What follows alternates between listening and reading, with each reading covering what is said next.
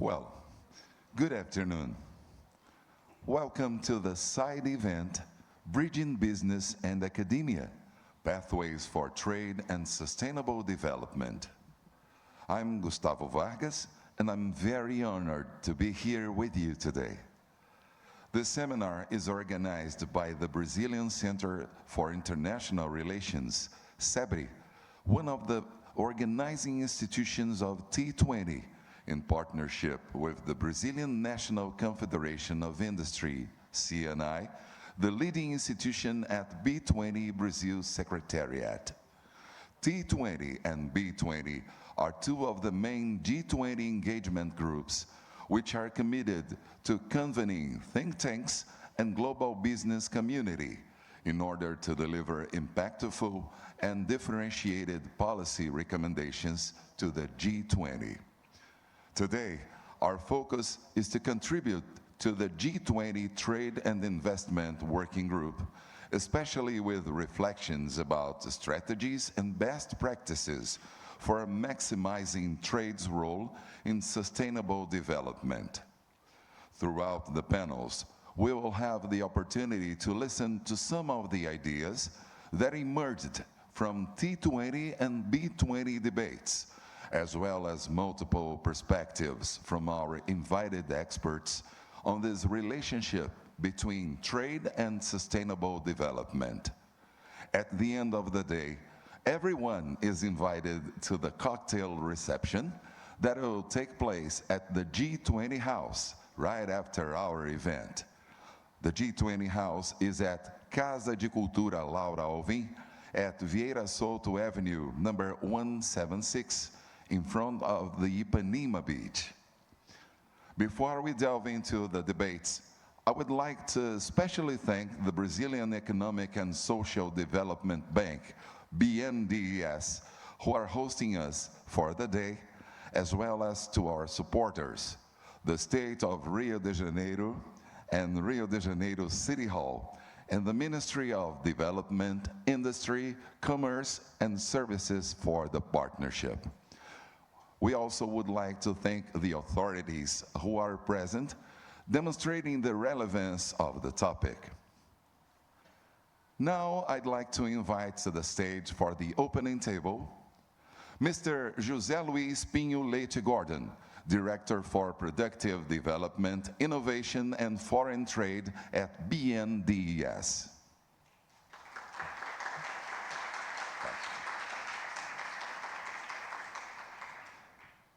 I also invite Mrs. Tatiana Prazeres, Foreign Trade Secretary of the Ministry of Development, Industry, Trade, and Services.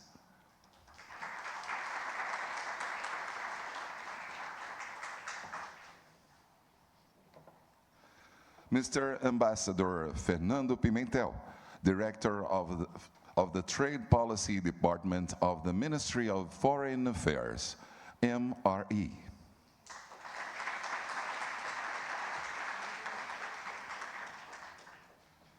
Mrs. Constanza Negri, B20 Sherpa.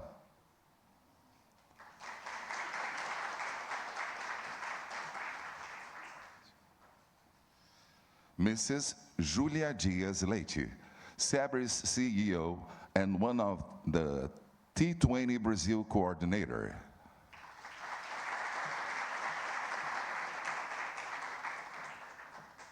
Mr. Lucas Padilha, Head of the Executive Office of Rio de Janeiro City Hall and President of G20 Committee at Prefeitura do Rio de Janeiro.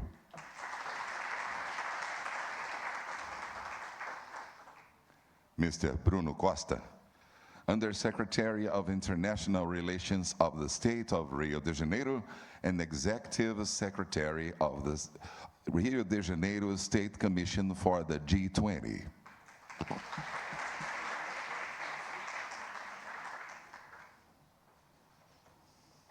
Have your seats, please.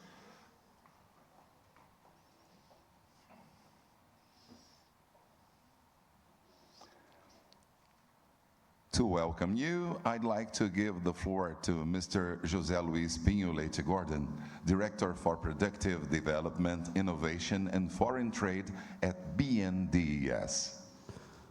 Good afternoon, boa tarde. First, I'd like to congratulate my colleagues here in the open session. Also, I'd like to congratulate the members of B20 and T20 for promoting this panel.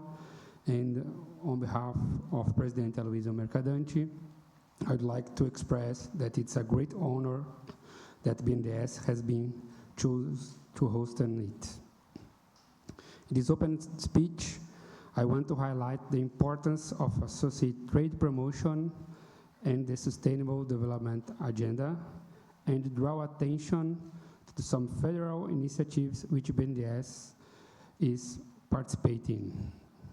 Firstly, there was a recent UNCTAD report that indicates a 1% contraction in global trade in 2023, while the global economy grew 2.7%. According to the report, this will be the first time in a normal world in the last 4 years that trade and growth have diverged in their trajectories.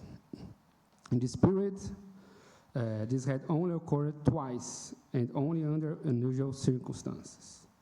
In 2009, at the peak of the global financial crisis, and in 2020, after the COVID crisis. Furthermore, in 2023, carbon emission continued to increase, even with moderate global growth and trade slowdowns. Energy-related CO2 emission rose by 1.1%, according to the International Association Annual Report. Far from falling rapidly, as is required to meet the global climate goals set out in the Paris Agreement, emissions reached a new record of 37.4 gigatons in 2023.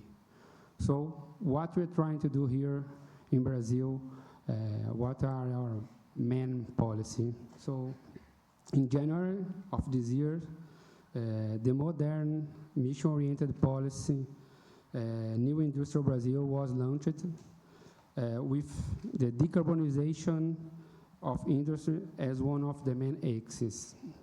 Brazil has abundant renewable energy and is well positioned to lead the agenda, whether in sustainable mobility, renewable fuel, or the transition of sectors that are particularly challenging. In other words, have industry. For example, mining, steel, chemical industries. Brazil has a huge potential for making this sector sustainable, and BNDES plays a key role in achieving this goal by managing specific funds to support green projects and innovation. A second guideline of the new policy is public support for exports. It is well known that most countries have entities dedicated to export financing, either through Exim banks or exported credit agencies. There are more than 115 entities on this type in 90 countries, accounting for an average of 8% of each country's export. In Brazil, this share is only 0.3%. The government and BNDES are committed to strengthening the public export support system, which has been severely weakened in the recent years. BNDES widens the strengthen this agenda with adjustments to its policies has already shown significant results, with 2,200 growth in the approval of export projects in 2023 compared to 2022. So, I'm confident that this seminar will cover the main challenges in the integration, the trade and development agendas, and present successful cases that will inspire the discussion of the G20 Trade and Investment World Group. Thank you very much.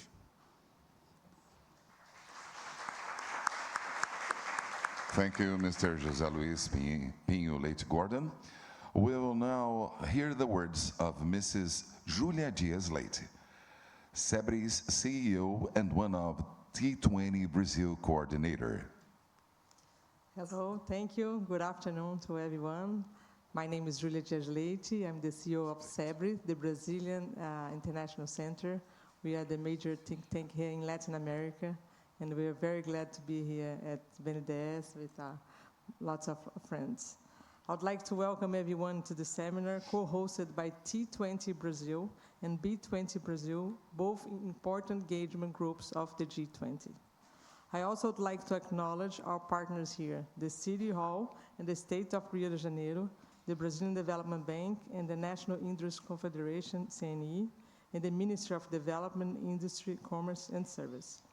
I also would like to acknowledge here our Secretary of International Trade, Tatiana Prazeres, who had the idea and provoked us to have this B20 and T20 event. So thanks, Tatiana, to provoke us to organize this seminar today. For us at SEBRE, T20, we are the organizing committee with IPEA and FUNAG.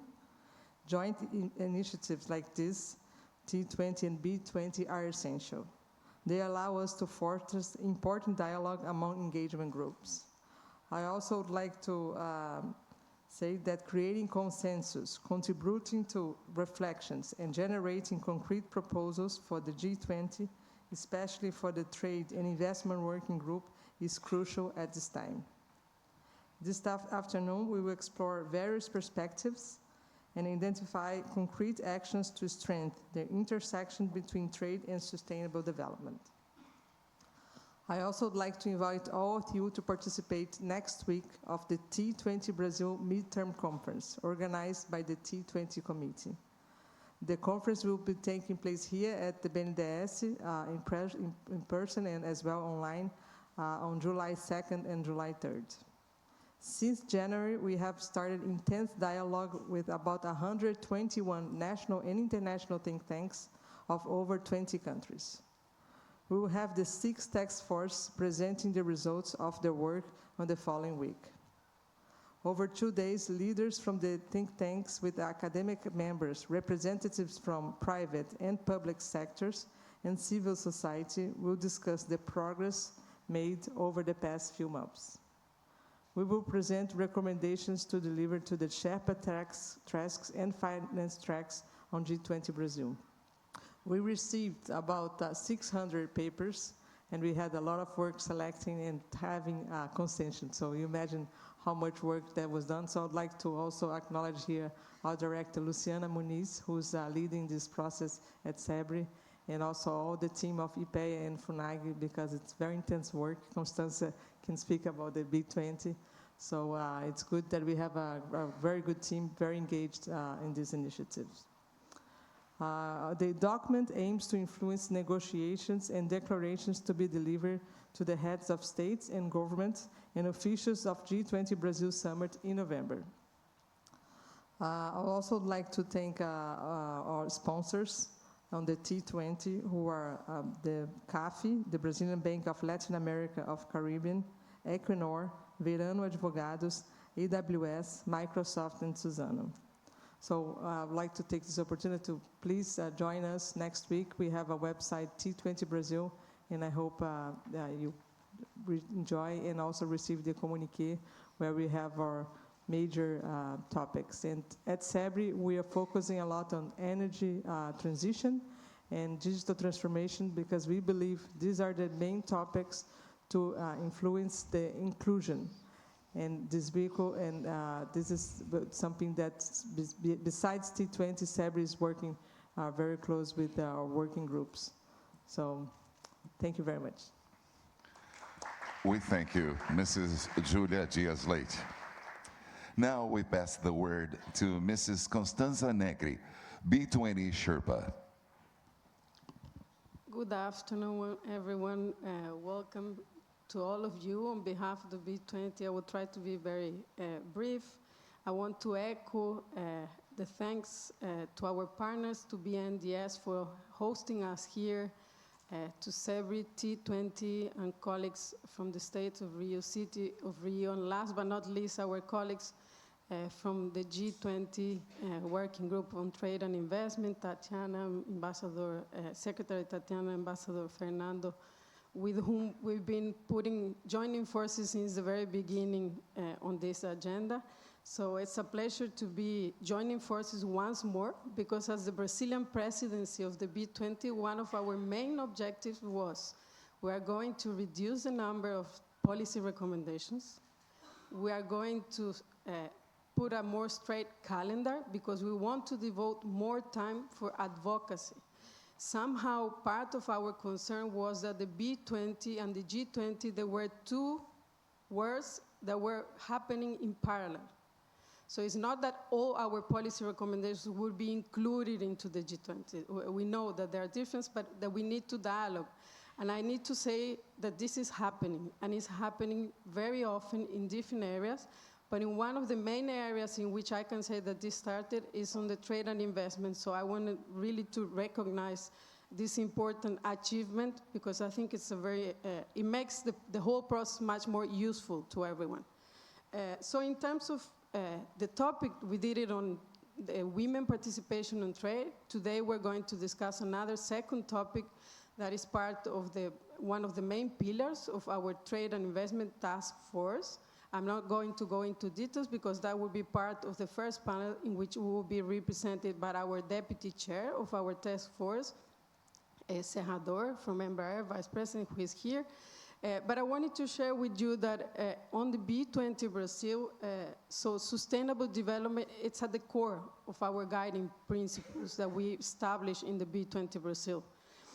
Our theme is inclusive growth for a sustainable future. So the sustainable development topic is going across all the different policy recommendations and task forces on the three dimensions: economic, social, and environmental. We're looking into the different aspects of this topic. And probably just to give you a flavor, I'm not going to go into details, not on trade, but we're also discussing part of the sustainable development agenda that indirectly is linked to the trade agenda. So for instance, in our sustainable sustainable food system and agriculture task forces, currently is discussions on advocating for inclusive strategies that enhance productivity, particularly in least developed countries and among small farmers, and sustainable innovations like biotechnology, digital technologies. In terms of the area of finance, it's also our groups are discussing financing and collaboration models. The task force is recommending new financing collaboration and models to achieve sustainable agricultural transformation. It's also in the finance area, the groups are discussing regulatory frameworks for ecosystem services. So how to develop a robust regulatory framework to fast-track the creation of high-integrity, interoperable credit for ecosystem services such as carbon sequestration, biodiversity preservation. And last but not least, in the energy transition area, our group is also discussing and putting emphasis in recommendations that propose developing and adopting diversified, sustainable bioenergy solutions, including initiatives like sustainable aviation fuels and scaling up renewable energy. So our dimension, our way of looking sustainable development is extremely integrated, from the producing up to the trade process. So this will be once more another opportunity to share with you what this group has been discussing and what believes it's important for the trade agenda. This is an area in which looking into the trade perspective, sometimes it becomes more challenging. Are we looking more into the sustainable perspective of the trade? I think it's about the balance of that, and this is what we've been trying as private sector to put emphasis. And last but not least, I would like to share with you where we are in the process of the B20 as a whole.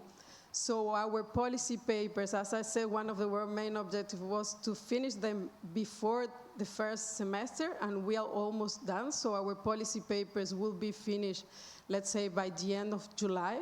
With this, we hope that we will devote more time for advocacy and for discussion, in-depth discussions like we are having today. And last but not least, we're also working on the legacies programs from the B20 perspective. Those legacies, one is more related from the B20 to the B20, so we want to make sure that we start an early handover with our colleagues from South Africa who will be visiting us in August, so we will be able to start working together with them. Our second pillar of the legacy is more from the B20 to the society, so we're currently looking into projects, action-driven initiatives that would show and would complement the policy aspect with more tangible projects that show the contribution of private sector with sustainable development agenda. And last but not least, after all this effort as a process of the B20, we'll be working on a legacy of from B20 to Brazil. So we will be triggering main recommendations from the B20 and crossing them with the Brazilian reality so that we discuss and we have an ex-post, let's say, sort of agenda and roadmap for the Brazilian private sector as a whole. So I think those will be my main messages today. Thank you very much. We also thank you, Mrs. Constanza Negri.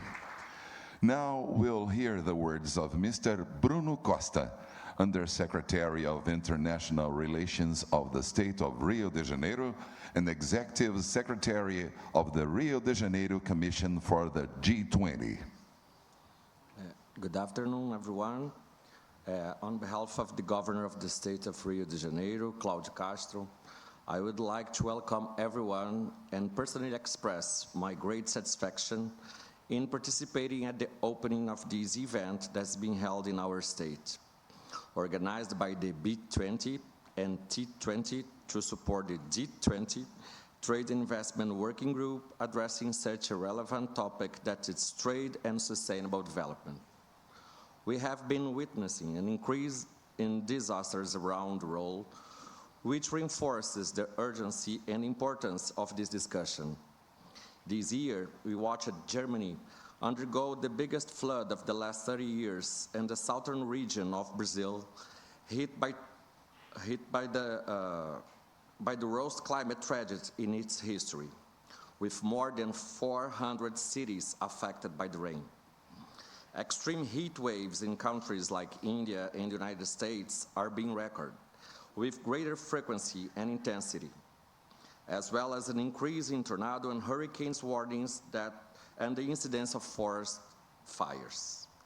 These climate disasters reinforce the need for meetings such as this one, so that we can debate and find ways to balance economic growth and preserve the environment.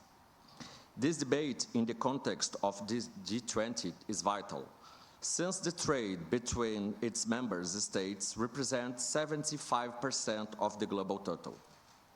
In Brazil, according to the World Bank data, foreign trade is connected to approximately 40% of our GDP, which demonstrates the importance of this sector for our country's progress. Regarding Rio de Janeiro state, when you look at the foreign trade, even though we are one of Brazil's smallest states, geographically speaking, we are the second largest exporting state in the country. We contribute with 14 of the all Brazilian exports, highlighting our relevance in the national economic scenario. Our main partners are the G20 countries, once again reinforcing the importance of this group in the global context and relevance of the event of our trade relations. The importance of the state of Rio de Janeiro in Brazilian foreign trade is due to the fact that we are in the middle of the richest region in the country, which concentrates approximately half of Brazil's GDP. And as the former capital of the country, the state of Rio has developed into a logistics hub. crossed by several highways and railroads, facilitating the efficient transportation of products for both the domestic and export markets.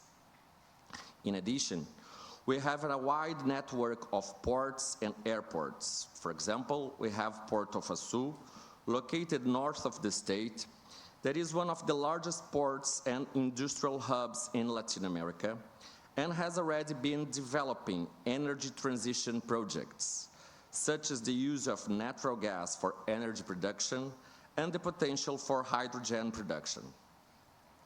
Our concern to provide the conditions for the implementation of infrastructure geared towards the search for cleaner energy and sustainability is also due to our historic concern with this issue. It's no coincidence that Rio de Janeiro hosted the two main UN conferences on sustainable development, the Rio 92 and Rio Plus 20. And this gives us a responsibility to find innovative solutions that allow economic progress without compromising natural resources and the quality of life of future generations. We also believe that sustainable development must be inclusive, ensuring that all members of society benefit from economic progress. This is why we have fostered programs seeking to encourage local entrepreneurs and boost the journey of women in business. That being said, I would like to emphasize that the agenda of trade and sustainability development is a priority for the government of the state of Rio de Janeiro, which is why we believe it should be addressed with the utmost seriousness. May this event serve as a starting point for concrete and effective actions towards a more balanced and sustainable future. And may it bring multiple perspectives on trade and sustainable development to the G20 delegates. You can count on the support of the state. Thank you very much, and we'll see you at the end of this day in our G20 house. I'm sure that the view of the Ipanema Beach will allow you to reach a quick consensus on the preparation and conclusion of the works. Thank you very much. We thank you very much, Mr. Bruno Costa. We now invite Mr. Lucas Padilha, head of the Executive Office of Rio de Janeiro City Hall and president of G20 Committee at Prefeitura do Rio de Janeiro, to take the floor. Well, good afternoon, you all. I would like to ask for the members of this table to, well, I mean, I would just like to mention people on over there, because what we do here as a city or as a state or as a national government is not only for ourselves. The G20 is about 21 very special entities, meaning that for us it's a huge pleasure to welcome you to Rio and to Brazil.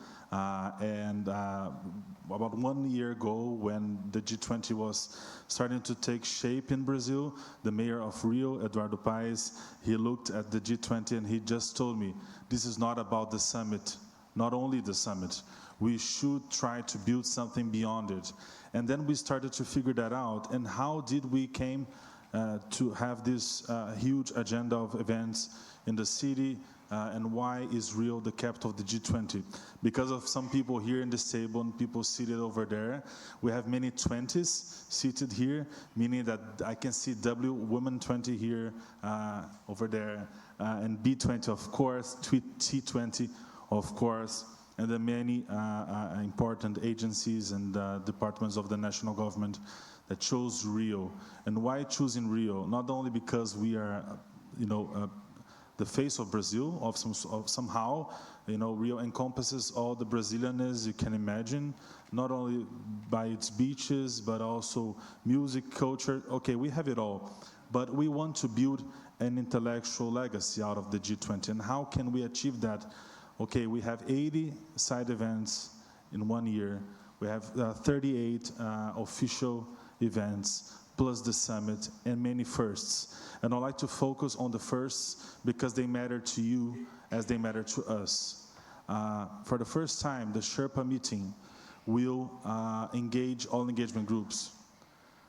This is something very special, right, Constanza and Julia?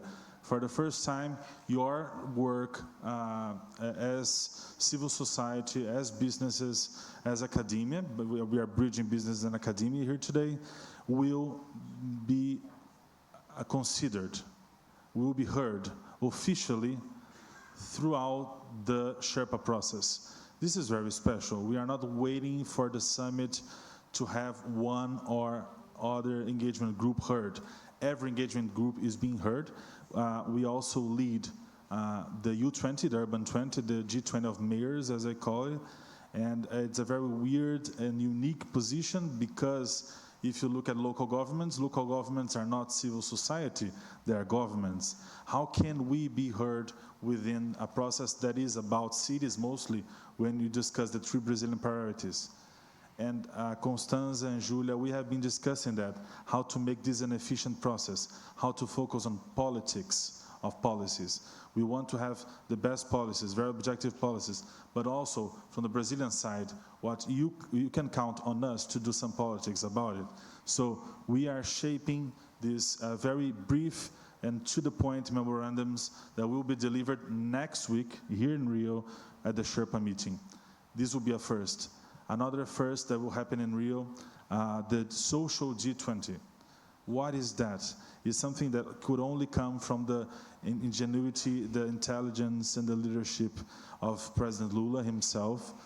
He decided to create this special forum for civil society, social movements of all G20 countries, not only Brazil, to come to the summit and join the summit in their own way. And this is happening in November prior to the G20 summit. So these 2 things, they have a very specific sign. Brazil wants to lead with all G20 countries. This is not about us. And second thing, the national government is open to civil society, broadly speaking. Social movements, civil society, but also, mayors. Mayors are not civil society, but they should be heard in this process. Only to mention one example to you, if you take G20 cities, U20 cities, they encompass 18% of global GDP. The governor of Tokyo, for example, would be among the top 10 economic leaders of the G20 if she was a national leader. So that's the good thing about engagement groups. They bring their perspectives to broader issues that are very much of interest of national leaders. And another good thing about the G20 is that without a permanent secretariat, we have opportunities that are unique to our own local, cultural, and political perspective. So I think that the Brazilian presidency is looking forward to have a G20 that is inclusive in its process and inclusive in its outputs as well. So I would just like to thank one person at this table specifically, Secretary Tatiana Rosito. I think she represents very much another very important feature of the Brazilian presidency. You have the T20, you have the B20, and you have the Trade and Investment Working Group led by women. And I think this is something very important to acknowledge and that makes us from Rio very proud. Thank you so much. Thank you very much, Mr. Lucas Padilha. Now we'll hear the words of Mr. Ambassador Fernando Pimentel, Director of the Trade Policy Department of the Ministry of Foreign Affairs. Thank you. I'd like to thank the T20, the B20, BNDES for gathering government officials, business representatives, and experts from academia to tackle a very important, urgent topic of our international trade agenda.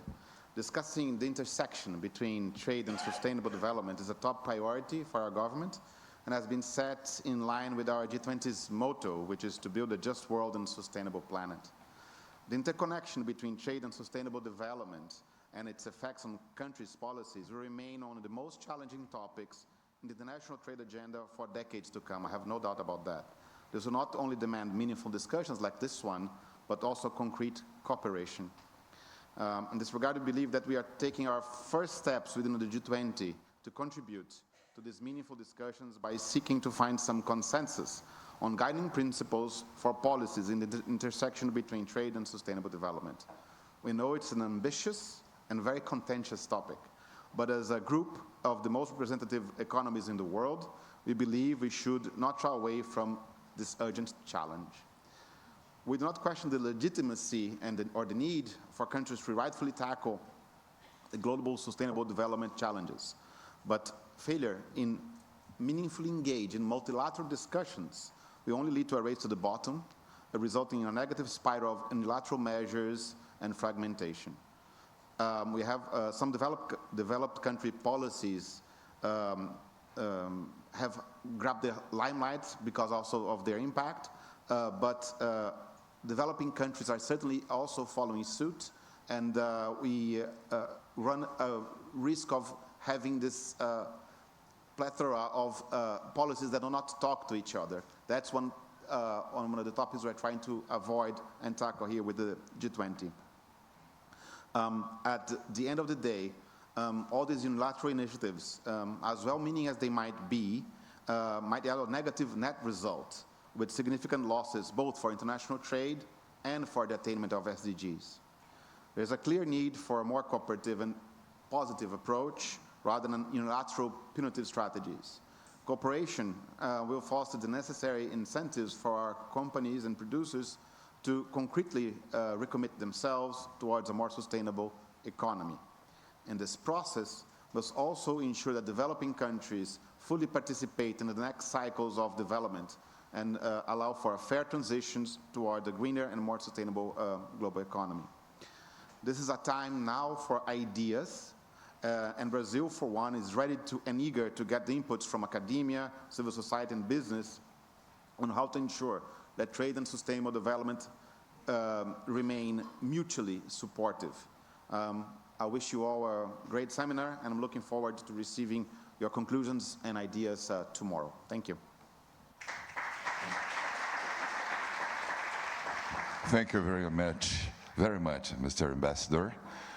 And to close this opening ceremony, we have the honor of inviting Mrs. Tatiana Prazeres, Foreign Trade Secretary of the Ministry of Development, Industry, Trade and Services, to have the floor, please. Good afternoon, everyone. It's a pleasure for me to be here with you today. I'll be brief, just 3 main comments. The first one is to express my appreciation to the partners, to the ones hosting us. Thanks BNDES for this. Thanks to Julia Dias-Leite and Constanza Negri for embracing the idea of promoting more engagement between the B20, the T20, and the B20, because we believe great ideas come when we get together and explore the challenges in front of us from different angles. So thank you very much for supporting this idea that came from the presidency, Fernando Pimentel and myself. Appreciate very much the opportunity that we had in the second TYWG meeting, where we had a B20 seminar on women in trade. And then here we are discussing this very important topic of trade and sustainable development. First message I said was of thanks to the city of Rio, to the government, to the state of Rio, to the Ministry of Foreign Affairs, to our hosts, to our partners, but mostly to you, for those who came from afar, those who came from Rio, but mostly to everyone who's here. I can see many G20 colleagues. I will blame it on my glasses, but I can see the EU, I can see Switzerland, I can see the US, I can see Australia, I can see New Zealand, I can see Argentina, I can see China, I can see Japan, I can see the EU, yes, of course, Saudi Arabia. Thank you all for being here with us. We appreciate the opportunity that we all have in front of us to engage with civil society, with women, with, of course, think tanks and business in particular. This is my expression of appreciation to everyone who is here. The second point, which I already touched on, was the importance that the Brazilian presidency of the G20 attaches to engaging with engagement groups. This is something that has a lot of value to us. In my previous life, I wrote a paper for T20 on WTO. Oh, by the way, WTO, OECD, etc., on all those IDB who are here. Also, thank you. But I remember having written a paper, and it was a bit of a frustration. Like, okay, and now I need to engage with those who, have a role to play in the issue, in the paper, and the argument that I'm trying to put forward here. So now that I have the opportunity of promoting this exchange, I'm personally very happy as well with that, because I'm confident that a lot of good ideas can come up from this type of discussions. The third comment that I would like to make really echoes everything that's been said on the importance of the issue. The Brazilian presidency of the G20 in the context of the TYWGE, the Trade and Investment Working Group, attaches great importance to the topic of trade and sustainable development. And it is a difficult topic to tackle. But then we ask ourselves, what's the point of hosting the G20 if we're shying away from the tough topics? The tough topics are tough because they matter. And we're very confident that we should make our best efforts to come up with good ideas about how trade and sustainable development can be mutually reinforcing. We, the G20, we account for more than 85% of the global GDP.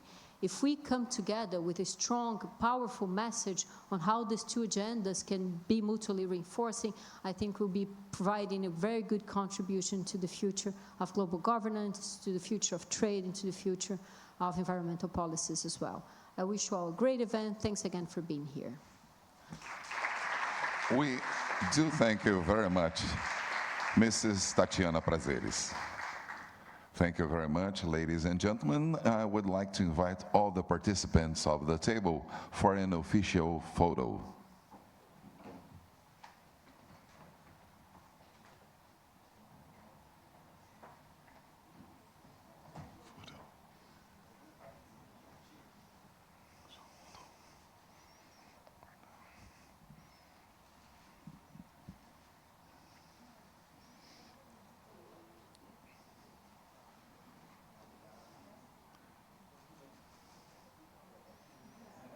Thank you.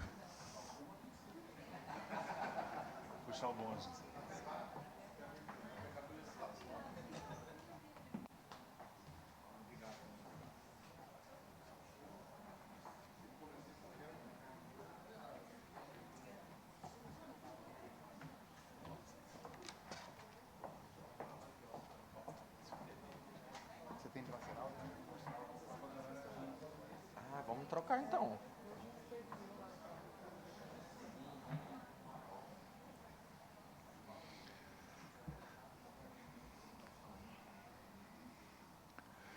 We are now going to start the thematic panels, in which we'll have a moment of exposition and debate among the speakers.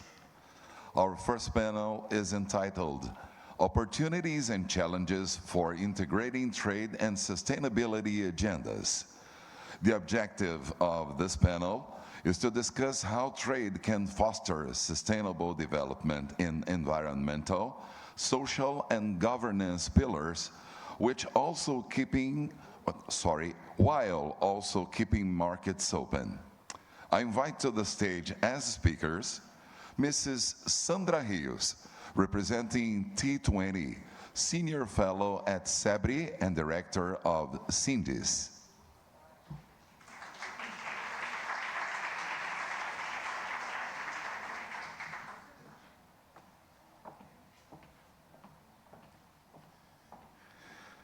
I also invite Mr. José Serrador, Vice President of Embraer and Deputy Chair of the B20 Trade and Investment Task Force.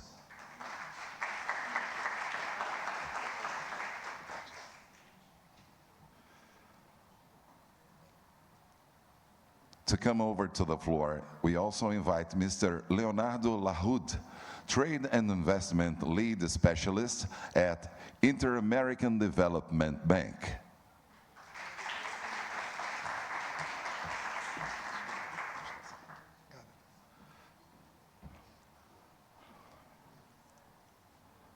We'll have a virtual guest. It's Mr. Tsingquan Tu, Dean and Professor of the China Institute for World Trade Organization Studies of University of International Business and Economics. And to moderate this panel, I invite Mrs. Marina Egidio, T20 co-chair and chair of the board Women Inside Trade.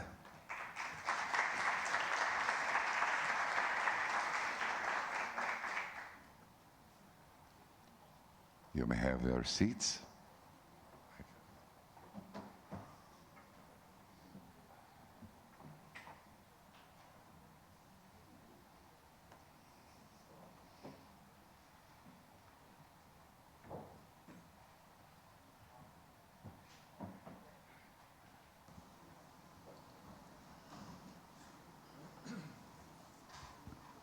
Good afternoon. It's a pleasure to be here today with all of you at this important discussion. So, first of all, my name is Marina Carvalho, as mentioned, or Marina Egidio de Carvalho, and I'm representing here today the biggest Brazilian network of women engaged in international trade, the non-profit organization Women Inside Trade.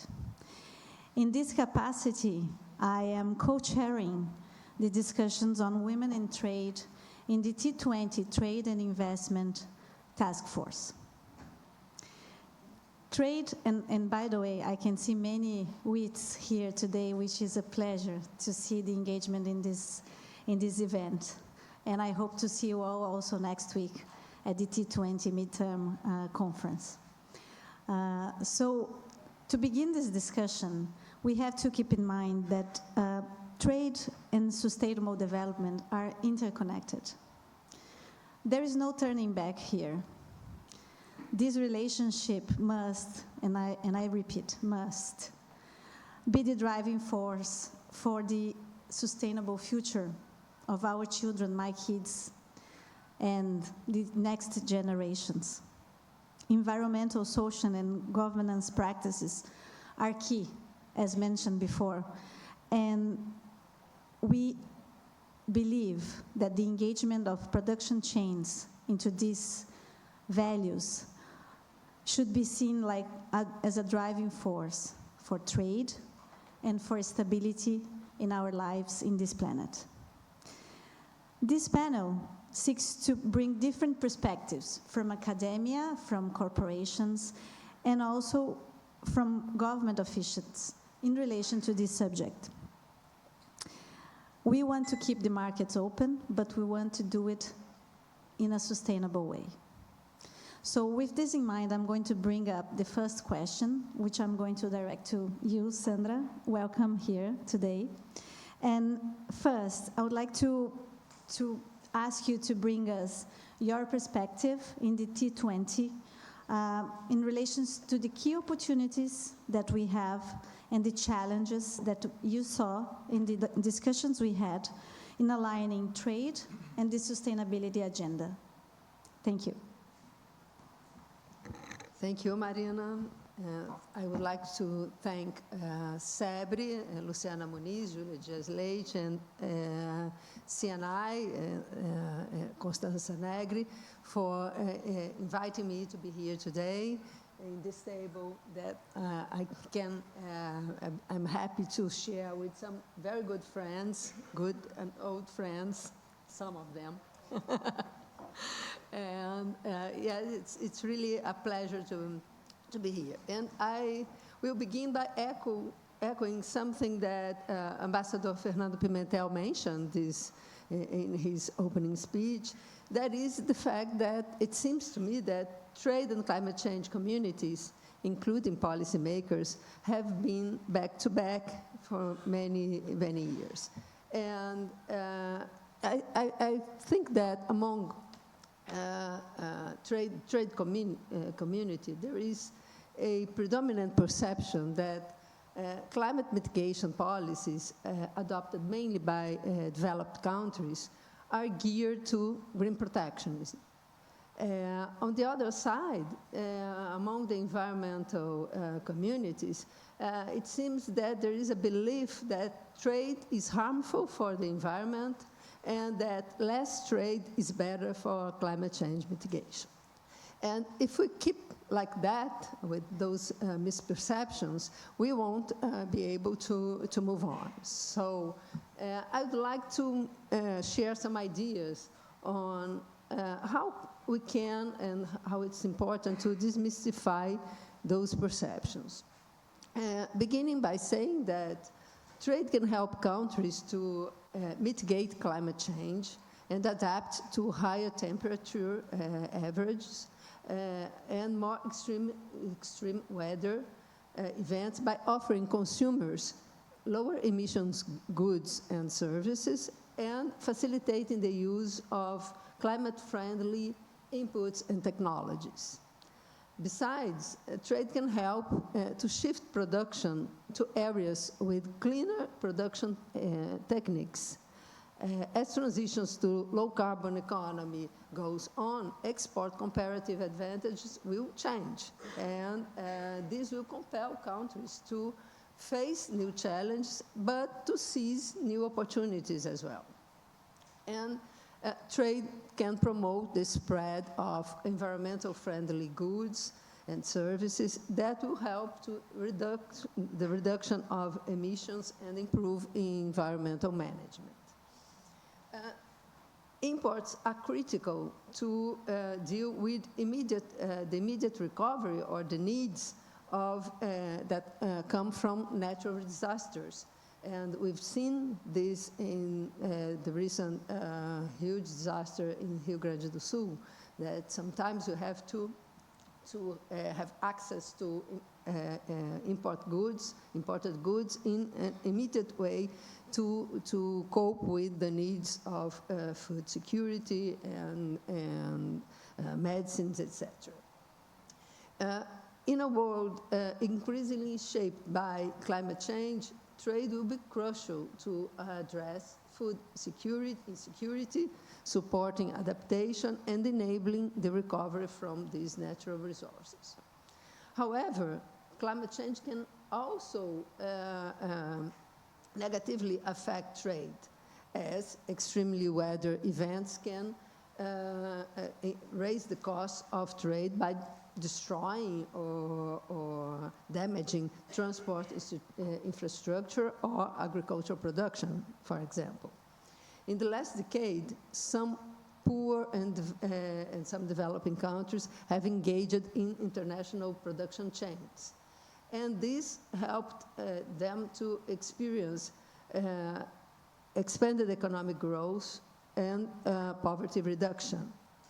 The poorest countries, however, they continue and they remain to be the smallest contributors to carbon emissions.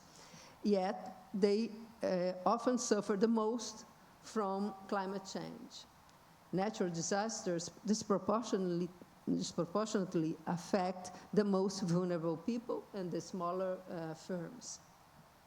All developing countries have an important stake in adapting to climate change, especially in agriculture, which is central for food security, employment, and trade in these countries, and also the most sensitive sectors to climate change.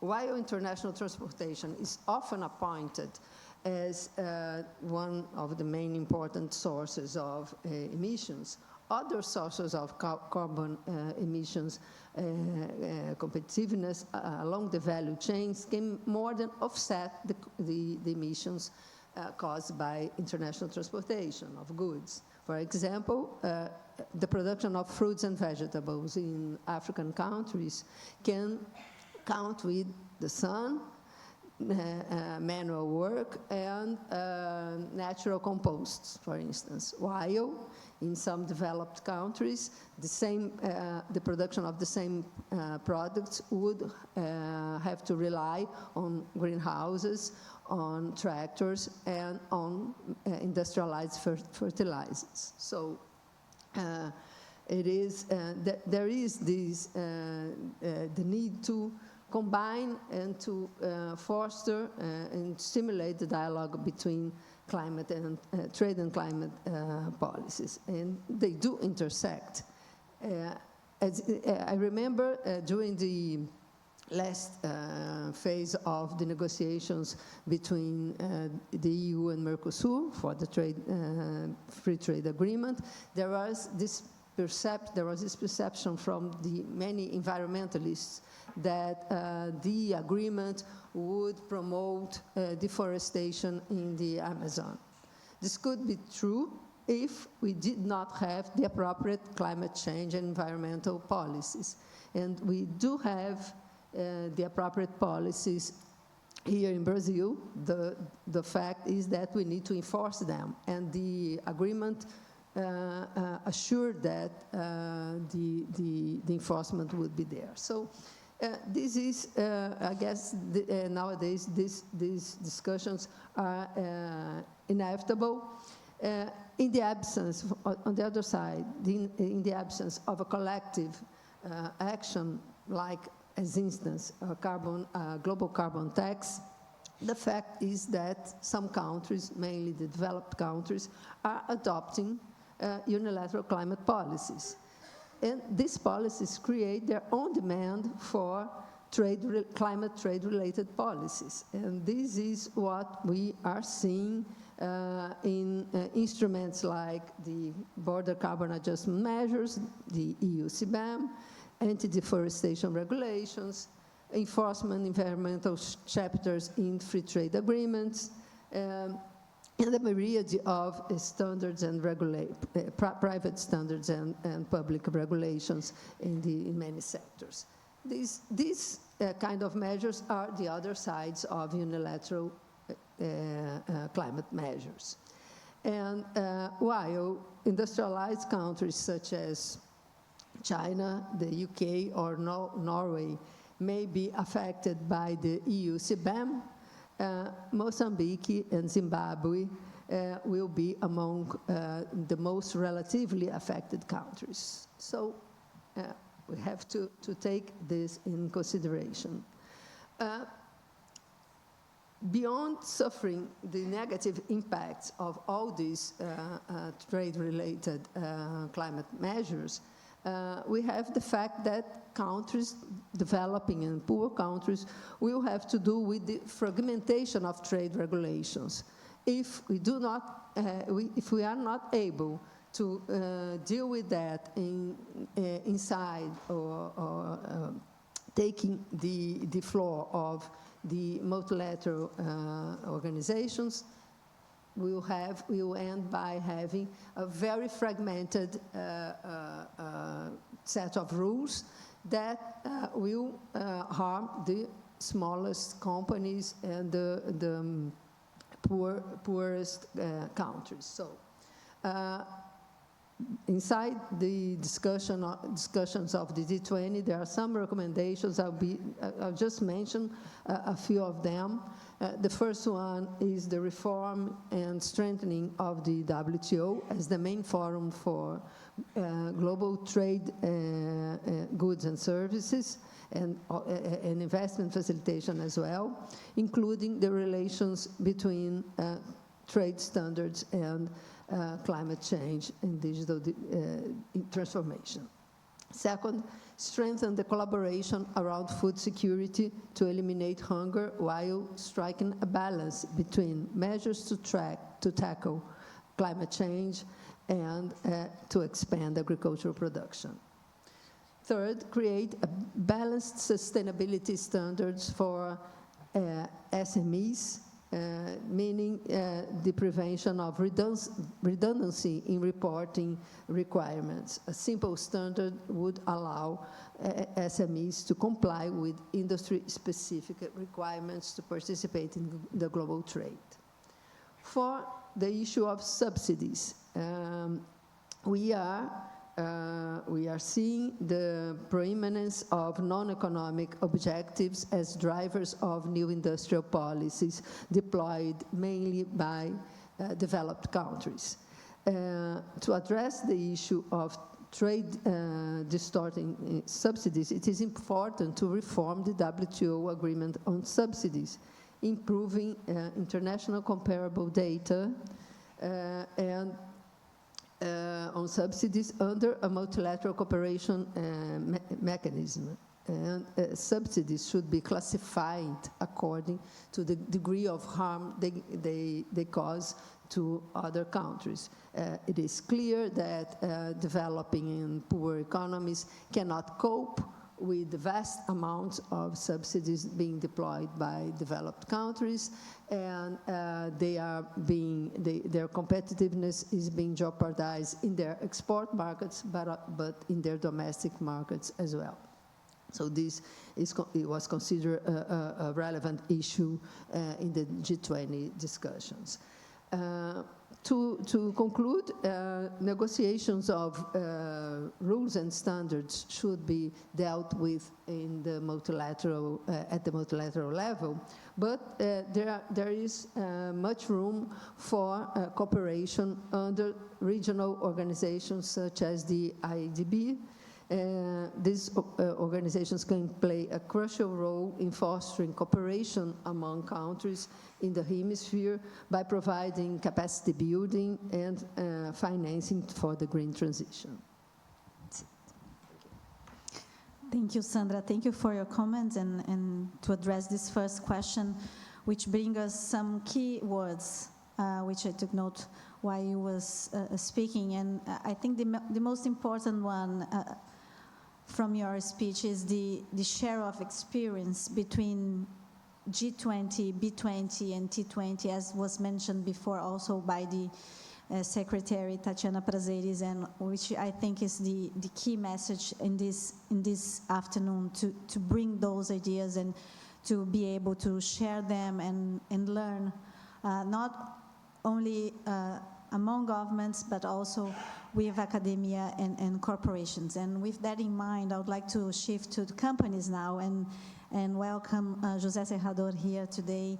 And based on the discussions we are seeing today, based on the strength on the message of keeping sustainability in a joint reading with trade, I would like to ask you, how is the B20 Trade and Investment Task Force working, and what is the actions that can be implemented from B20 perspective? Thank you, Marina, for the introduction and for the question. I'm happy to be here in this event at BNDES, an important promoter of international trade in Brazil, and also would like to take the opportunity to greet Tatiana Prazeres and Ambassador Fernando Pimentel, and all the delegates, all the members from the academia and the business community. So my name is José Serrador. I'm the Global VP Institutional Relations of Embraer, and I also lead the trade policy agenda of Embraer, which is quite comprehensive. As the Deputy Co-Chair of the B20 Trade and Investment Task Force, I can assure you that the relationship between trade and investment was a key topic in our discussions. It is clear to us that this agenda is a priority for the business leaders across the G20 countries. And just for the record, our task force, we have already concluded the recommendations of our task force, and we counted with the participation of 180 business leaders across the globe.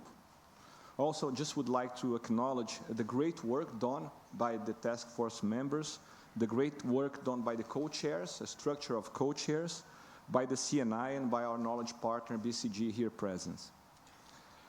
So these business leaders, they are focused on adjusting their value chains and make their operations more sustainable and targeting the net zero.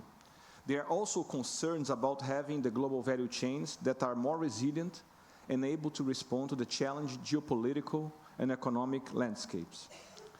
It is also important to highlight that achieving this balance between trade and environment raises substantial challenges for the business and governments and will require global cooperation and negotiation initiatives.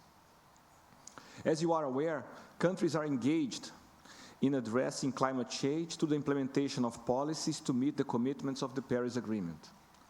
But these policies are discussed and adopted consider essentially domestic factors. But due to the global nature of trade, these measures are impacting not only domestic business environment, but also the international dimension. Therefore, the regulations landscape to address climate change is adding complexity for companies operating globally and impacting international trade flows.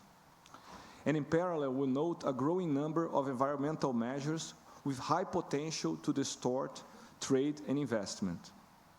These measures may play an important role in accelerating the green transition, but they also generate distortions to be addressed. This issue creates the challenge for companies, increasing inefficiencies, adding costs, and negatively impacting the level playing field. Such scenario disproportionately affects MSMEs, where capacity building initiatives and more investments are needed to help them comply with the regulations. And considering this scope, I would like to share with you the 3 key conclusions of our group, of our task force, on the topic of trade and sustainability. First, countries should engage in harmonizing their rules and regulations. With the harmonization of rules between countries, companies can more easily and quickly adjust their operations internationally. Second, discussions at the WTO on trade and sustainability are essential if we want to build an international regulatory environment less distorted by these national policies. And third, we can speed up the transition to low-carbon economies by using regulations and also promoting a level playing field between companies. To illustrate these conclusions, I would like to share 3 examples we discussed during the work of our task force: CBAMs, taxonomies, and trade concerns. My first example is the CBAMs. As you know, CBAMs are carbon border adjustment mechanisms. And recently, the EU has implemented a CBAM scheme, and other countries, such as the UK, have similar proposals under consideration. The CBAMs seek to create a level playing field between domestic and foreign suppliers of countries with carbon pricing programs. However, these initiatives also carry the risk of significantly escalating operational costs for companies and creating non-tariff barriers. This is due to the complexity of the reporting rules, lack of clarity in the verification procedures at customs, and the extensive compliance process just mentioned by you, Sandra. This complexity could also further spiral with the introduction of diverse standards in a broader group of countries if a broader group of countries implement similar rules affecting negatively developing countries, LDCs, and their exports. Our task force believes that advancing negotiations about the definition of common rules for product footprint calculation and carbon price could address this issue. Naturally, we understand that this should be done in consistent with the WTO rules and respect the principle of common but differentiated responsibility as committed in the Paris Agreement. These topics are central to developing countries such as Brazil and others in preserving the balance between development and sustainability. Our second example is related to taxonomies. Having common or interoperable taxonomies is critical. This means having a clear classification among countries to define what is green and sustainable. Without a common definition, companies need to adjust their operations and production standards in multiple ways to meet the various standards in place, with the risk of slowing or even preventing investments for the green transition. And my last example is related to trade restrictive measures. Business have been seeing a growing number of unilateral trade restrictive measures, which seems to indicate the growth of protectionism to even a higher level. If we consider the G20 countries in 2023, almost 12% of G20 imports were impacted by restrictive measures, and this may not fully account for the export bans in place. Another type of distorting measures are subsidies. During 2023, the cumulative value of subsidies provided by governments around the world surpassed $1 trillion.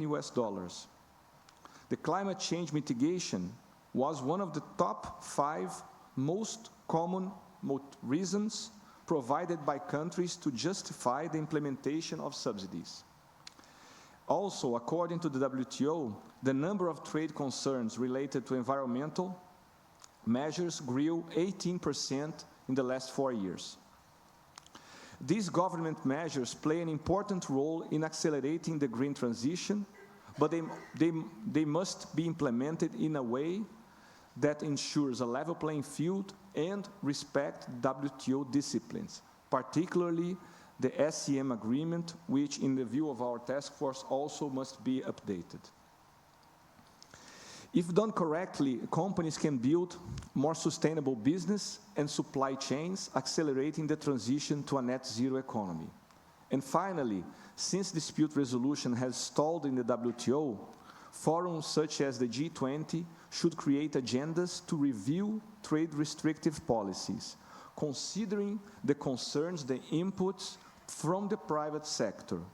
So this is one very important proposal from our task force to the G20. To sum up, I would like to conclude by highlighting that trade can be a powerful tool for the energy transition. But to play that role, sustainability should not be used as a reason to implement protectionism and protectionistic measures that distort trade and investment. Discussions at the WTO on trade and sustainability should be on the top of priorities. In our view, these discussions should necessarily include trade-related climate measures, environmental goods and services, and subsidies related to the transition to low-carbon economies. By creating a sound regulatory environment, companies can reduce costs, build more resilient and sustainable global value chains, and accelerate their transition to decarbonized operations. And thank you for your attention.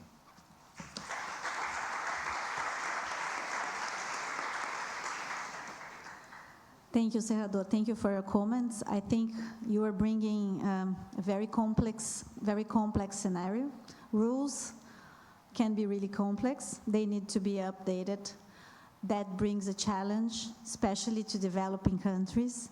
And obviously that sometimes demands investment. And that's where I shift to Leonardo Lahoud from BID to bring us the overview of funding and how institutions like the Inter-American Development Bank can support integration of trade and sustainability. Thank you very much, Marina. First of all, I would like to thank you, B20 and T20, for the invitation. It is a pleasure to be here with you today in my state. I was born in Rio, and it is also a pleasure to be here with you, my dear colleagues, discussing such an important topic, trade and sustainable development. First of all, and now, I want to make it clear I'm bringing the perspective of the Inter-American Development Bank. Of course, that challenges that we face at the IDB are challenges that this type of institution has, of course, all over the world. But I'm going to share with you some of our experiences in the region that I think it could be important for the debate that we are having here and the conversation that we are having here about trade and sustainable development. I don't want to repeat my colleagues about the importance of trade and sustainable development and the links between these two topics, but I need to reinforce the importance of trade for our region and, of course, for the world. Few counter-cyclical public policies can have such a significant impact on economic growth as trade policy has. Our studies of the IDB have shown that the process of greater trade integration in Latin America and the Caribbean, this process took place mainly between 1990 and 2010, contributed to an approximate 40% increase in the region's GDP per capita. So it is a lot, and that's why it is so important for us in the region, of course, this discussion and the impact aspect of measures related to sustainable development or sustainability on trade, and of course taking into consideration the exports of the region, our trade pattern. This is even more important. But to start answering your question, Marina, specifically, we've been working at the IDB on the trade and sustainability agenda, and mainly on three fundamental pillars. The first one is research, or the production of knowledge and empirical evidence on public policies and their impact on trade, and technical assistance in the development and implementation of new policies, and financing or credit projects for the public and private sectors. And here I highlight public and private sectors. That's pretty important. We do not work only with governments. At the IDB, we also work with the private sector. We have an arm, the IDB Invest, working on projects to finance the private sector. But I want to focus here on two challenges that Sandra and Serrador mentioned before, and that need to be addressed by institutions like the IDB. Access to credit or financing for the green transition, and capacity building, information asymmetry or information frictions, especially for small and medium-sized enterprises. I've been hearing a lot about trade compliance and the difficulties and the issues that that these companies have in complying with these new standards and these new regulations. And we believe at the IDB, and I believe personally, that development banks must focus on small and medium-sized enterprises when we link trade and sustainability, and when we prioritize projects to finance. So in terms of providing financing or credit for projects, we've been working on financing not only in Brazil but in the region, the development of sustainable production chains, focusing on foreign markets for small and medium-sized companies, SMEs specifically. We know how important agriculture, family farming, and bio-businesses are to the countries of the region, and how difficult it is to access credit to adopt sustainable practices based on new technologies. It is important to have this type of discussion here about trade, sustainable development, rules, but how can we implement these rules, and how can small and medium-sized companies, SMEs, implement or comply with these rules? That's why it is so important for us as a development bank to work with these companies specifically. And how can we achieve these companies? Because we do not have, we are not like a commercial bank. We do not have, for instance, like the Banco do Brasil here in Brazil, or Itaú, or Bradesco. We do not have what we call in Brazil agências specific for this proposal. So we've been working with different partners, not only in Brazil, but in the region, as I said, and in Brazil, with Banco do Brasil, with BNDES, with Banco da Amazônia, just to mention Brazil specifically, to expand access to credit for productive development of local bio-businesses across bioeconomy value chains, and expand access to credit for the use of renewable energy and improved connectivity in the region. Just to mention Brazil, last year we have approved at the IDB more than $1 billion in projects related to financing for small and medium-sized enterprises in partnership with these banks or companies in Brazil. But that's not enough. We want to work on the whole cycle of supporting the integration of trade with sustainability. We know that, as I said, a major challenge for SMEs to access foreign markets is information asymmetry.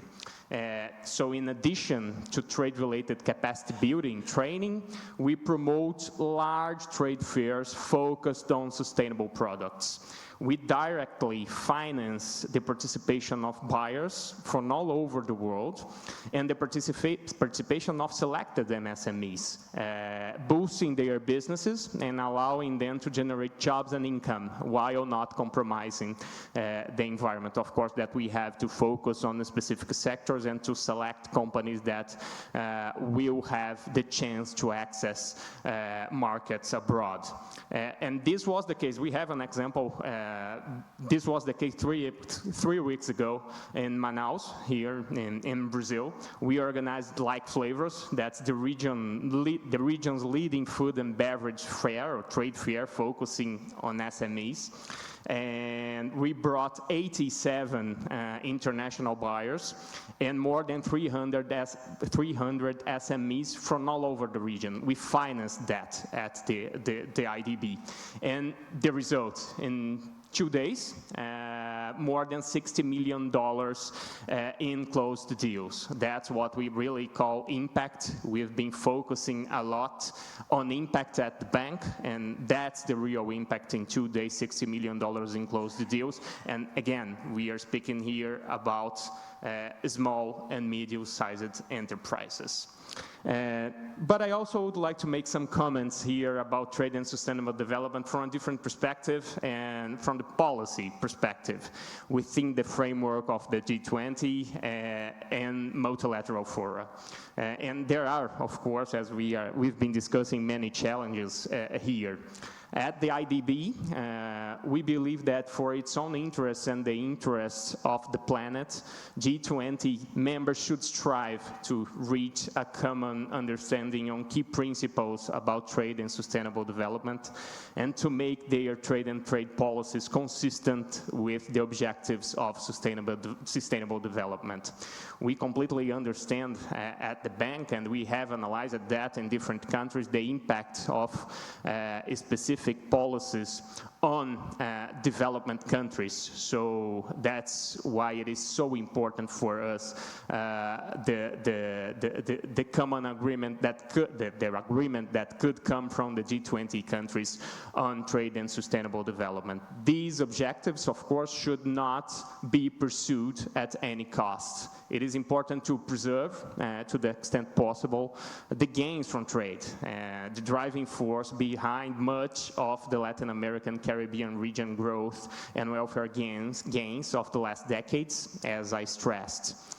And based, again, on our research and on evidence of policies implemented around the world, it might be helpful, and here we have a proposal, it might be helpful to follow a few guiding principles when considering trade-related measures and the implementation of sustainable development policies. They are pretty much aligned with what you said, Sandra. The target principle, which means essentially that solutions that address the problem at its source are more likely to be dominant from both environmental and welfare perspectives. The multilateral principle, so sustainable development objectives for all the externalities involved are best pursued at the multilateral level.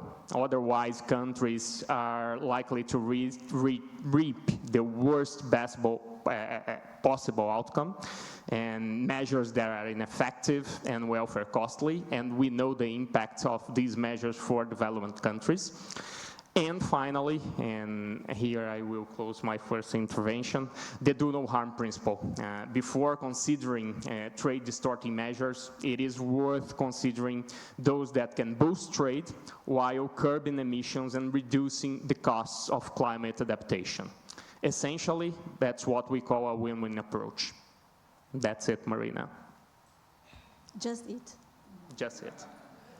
Just simple like that. As simple as that. Okay, thank you so much, Leonardo, for your comments. I'm going to, you brought in the end the multilateral word, and that's the word we need to bring in Mr. Tu to the floor for our last question, and welcome you virtually, Mr. Tu. So my question to you is in relation to the WTO.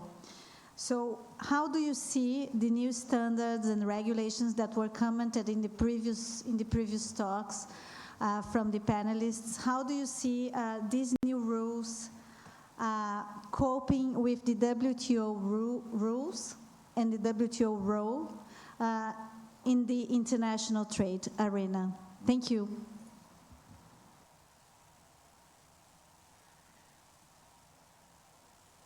Okay, thank you. Thanks a lot for B20 and T20 having me here with such a distinguished panel. And a special thanks to my old friend Tatiana President. I have been actually dreaming to visit your amazing country in person. Unfortunately, I could not make it this time. My pity.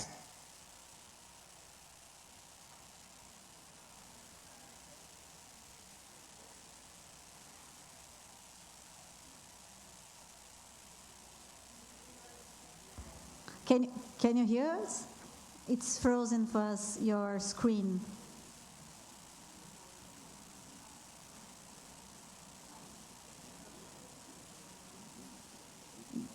Just a second.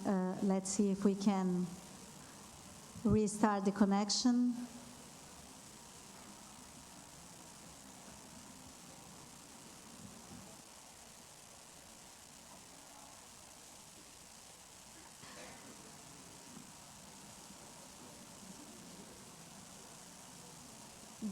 Será que a gente abre o grupo?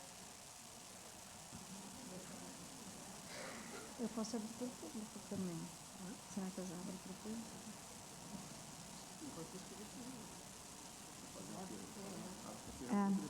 So while we don't have a connection reestablished, our next phase of this panel would be to open the panel for you to ask questions to the panelists. So while we are trying to bring Mr. Tu back, let's open the floor for you and see if you have comments or questions, and then we can pass the floor again virtually.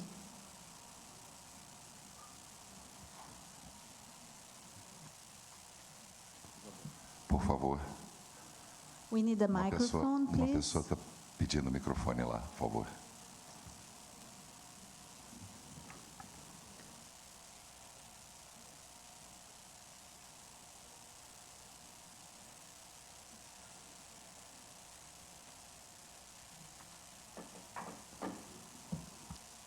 So if you can identify yourself then before the question, please.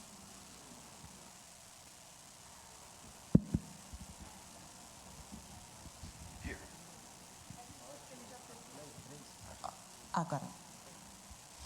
Thank you, Marina. My name is Adora Souza. I work for the Instituto Talanoa, which is a Brazilian think tank dedicated to climate policy. So my question is directed to all members of the panel. And based on your talks, we understand the effort towards keeping trade as a strategical ally to foster conscious production and conscious consumer. In this case, how trade could really benefit least developed countries and underrepresented groups, which are also the most vulnerable to the climate emergency? And what kind of actions could be taken to better include these groups in international trade? So, for any member, thank you. Who wants to begin? Okay. I'm going to just shoot some quick comments here. During the discussions we had on the task force, we realized that a lot of actions recommendations that we are making, they seem like being horizontal recommendations, but they affect much more, for example, MSMEs, LDCs. There's a lot of big set of recommendations that we are putting in our paper related to trade facilitation, to harmonization of rules, to simplifying the process of import and exports.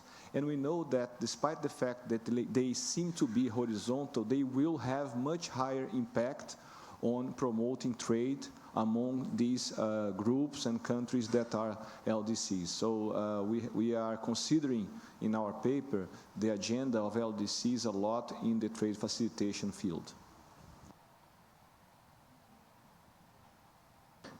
And just to add on that, Cerrado, when we are talking about specific groups, our small and medium-sized enterprises or women-led companies and other groups, we've been working at the IDB in specific projects.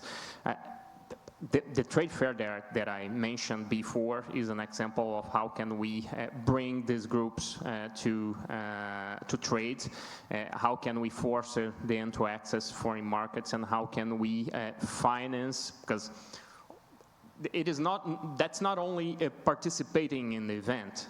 We are training the companies, we are of course training their teams, and then granting them the access to this type of event, and then they will be able to access foreign markets and in practical terms, right?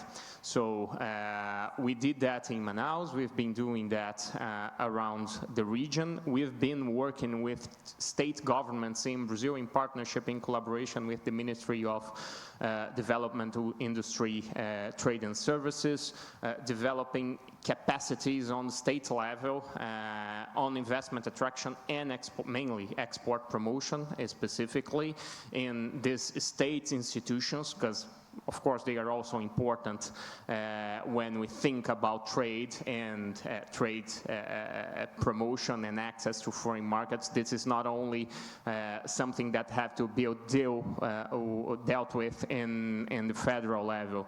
So I'm bringing here a perspective of more practical terms, not only related to rules, compliance, and to the federal level, but things that we can foster in this type of institution at the IDB specifically, but of course other institutions working with this type of groups. We have a platform, the Connect Americas.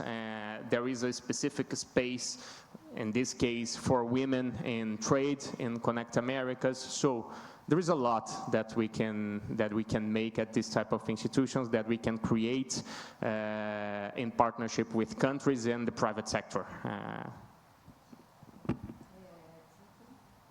Sure, please. Well, I'd just like to add that it is important to realize that climate change will change the comparative advantages. And for the most poor countries, least developed countries, the opportunities for them will change. You know, these products that they produce nowadays, they may not be competitive in the future, but it might be other opportunities for them with climate change, with the differences in temperature, etc. So the first thing to do, I guess, is keep the markets open for the products that they are competitive. Second, capacity building. And third, avoid rules fragmentation. So the worst thing that could happen to them is to have to comply with a different set of rules for each market they can export. Thank you, Sandra. So I think we have Mr. Tu back, maybe.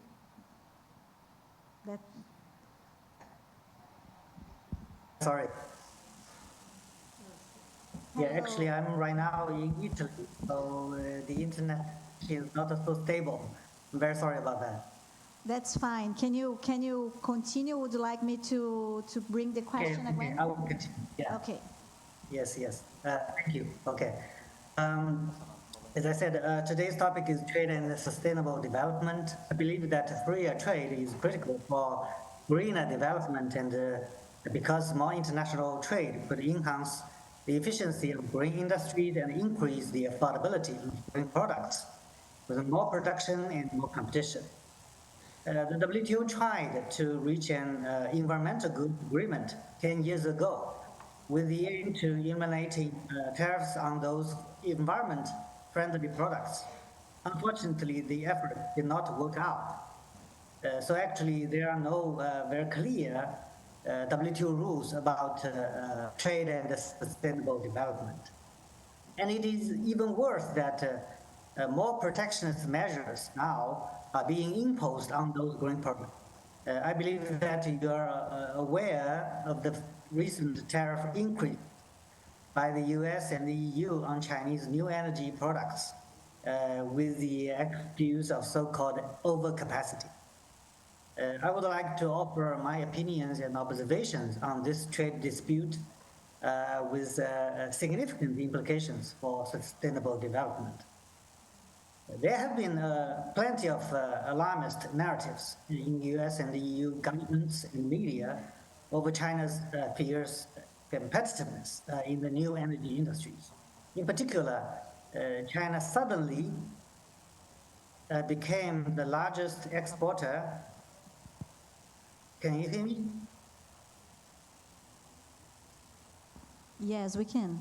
China suddenly became the largest exporter of automobiles in the world in 2023, with the extraordinary performance of electrical vehicles, significantly shocking those incumbent automobile producing countries. However, the accusation of overcapacity in new energy industry is absolutely rootless and harmful for sustainable development. We all know that climate change is the single predominant global challenge for mankind. The world is in need of green transition in all sectors as fast as possible, among which green energy transition is most critical. The investment and production in green energies are far away from accepted from the global perspective. According to International Energy Agency's estimates, fossil fuels still represent 80% global energy supply. On the basis of current efforts of the world, the share will be reduced to 73% until 2030. This means that there is significant underinvestment and a huge space to be filled in green energy production. Take electrical vehicles as an example. IEA simulates that the share of EVs in the global road vehicle fleet in 2030 will be only 10%, even if the annual growth rate is as high as 30%. EV sales will reach 40 million in 2030, but only account for 30% of all vehicle sales. Therefore, for the purpose of green energy transition, there is no any overcapacity, but a huge unfilled market in the EV sector, which will provide tremendous opportunities for development of all automakers. What we should really worry about is that some countries are hesitant and even reluctant to push forward the production and consumption of green energy products due to short-term competitive disadvantage. While some countries are anxious about China's growing exports of EVs and other new energy products, China's own appetite for them is far away from satisfied yet. China is the largest energy consumer and GHG emission in the world. We know about that. Its energy transition, which is still at the early stage, is vital for the success of Paris Convention goals. In 2023, China's EV production and sales accounted for 31.8% and 31.6% in the total vehicle production and sales. The share of EVs in the whole vehicle stock is only 6.7%. And the Chinese producers sold 99% of the production of EV in 2023. And in comparison, the shares of EVs in new sales in the US, EU, and Japan are respectively only 8%, 15%, and 2%. So as a promising emerging industry, the EV industry has a long way to fulfill the market demand.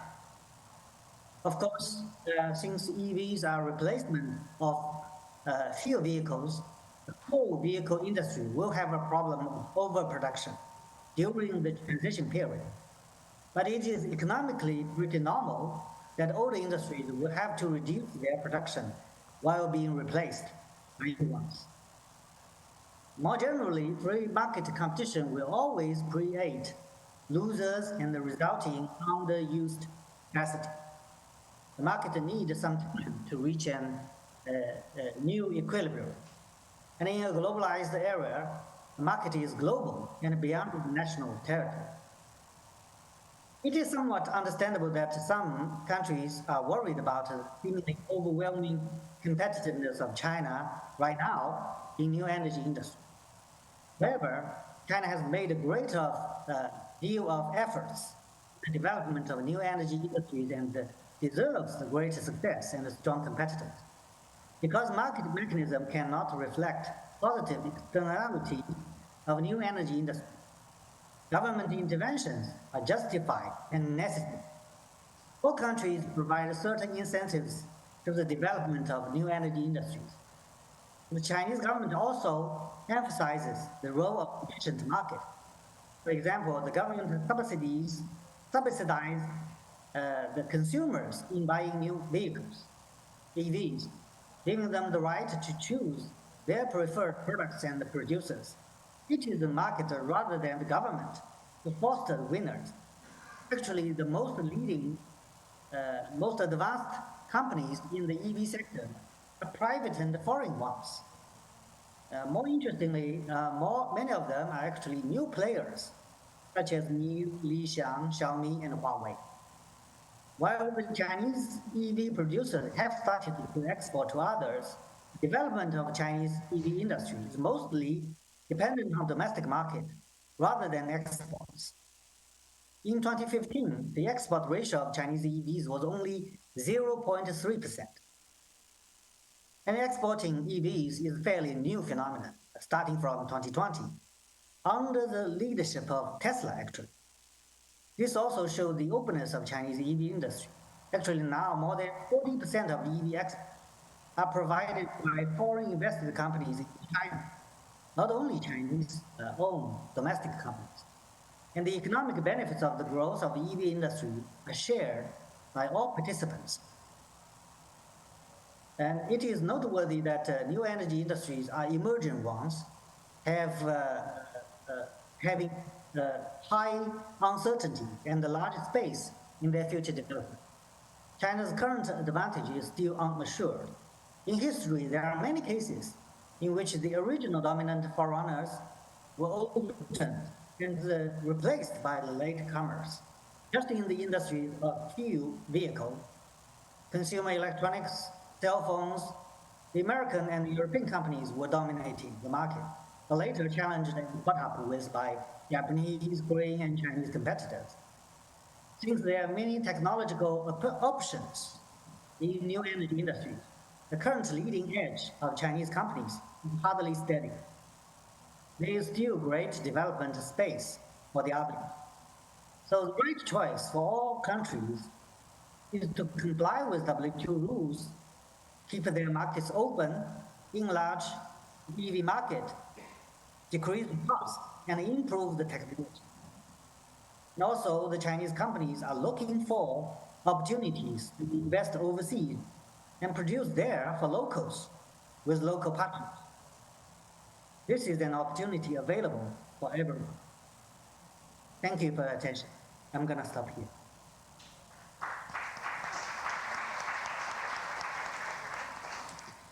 Thank you for your comments. I think it's very important for us to wrap up, to bring the attention to some keywords also that Mr. Tu brought, especially towards energy transition, green energy, and the need to pay attention to those rules. With that in mind, I would like to close this session. Considering the time that we have right now, I'm not going to open up to questions again, but I would like to thank all of you for being here, for paying attention, and for participating in this panel. And in case you want to share your thoughts, we will be here during the afternoon, so thank you so much. We thank you, Mrs. Marina Egidio, for your coordination. We thank all the participants of this table. And before passing over to the next step of this day, we would like to invite you all for a photograph, an official photo, please. And then we'll take a coffee break, but before that,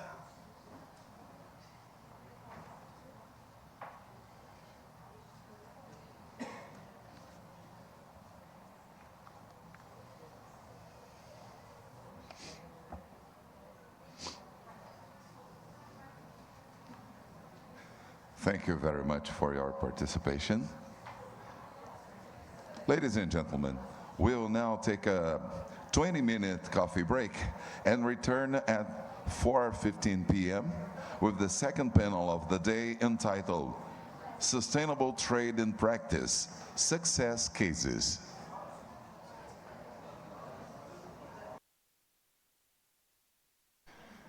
Welcome back to the second panel of the day, ladies and gentlemen.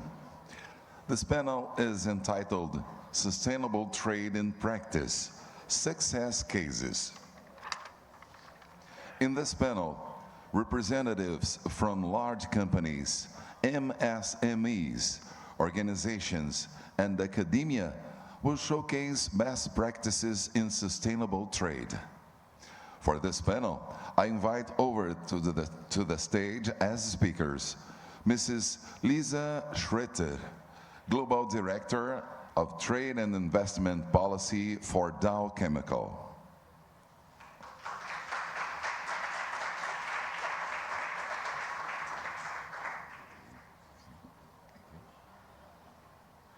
I also invite Mr. André Luiz Schelini, Director of Sebrae Mato Grosso, Center of Sustainability.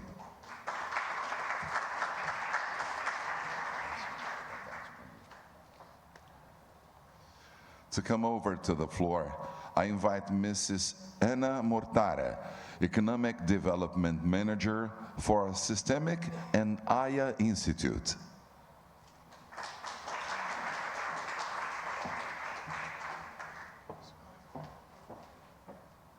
And also to compose our table, I invite Mr. Alan Jorgensen, Head of Responsible Business Conduct and OECD, Organization for Economic Cooperation and Development.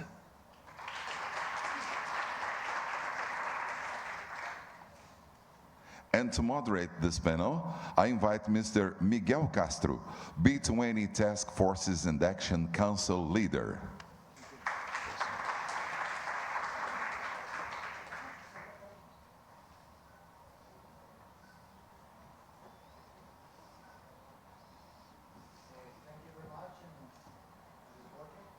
Yes. Welcome to this second panel. I'm Miguel Castro. I coordinate the work of the B20 of the Task Forces and the Action Council. And we have a very difficult challenge, as I was mentioned to Liz, because we are the panel that stands between you and the cocktail in Casa Brasil. So we're really going to try to give you food for thought and maybe food for discussion during the cocktail. So it's going to be on our side. And maybe I was thinking that as we business, we like incentives. The incentives will be that if you stay tuned till the end of this panel, we can disclose the best well-kept secret of Rio, which is where you can find the best caipirinha. So stay tuned and we will disclose it at the end. This panel focuses on practices, and we were trying to discuss how, in reality, we embed sustainability within trade operations. So for that, we have composed this panel with different perspectives. And the objective is to really bring and feed into the more general discussion that we have in panel one with cases. So let me first, before hearing from our panelists, set a little bit the stage. And we have to start by saying that global value chains are critical for international trade. They have been driving economic growth, the creation of employment, and today in trade, global value chains, trade takes place in around 70% of trade takes place within complex value chains.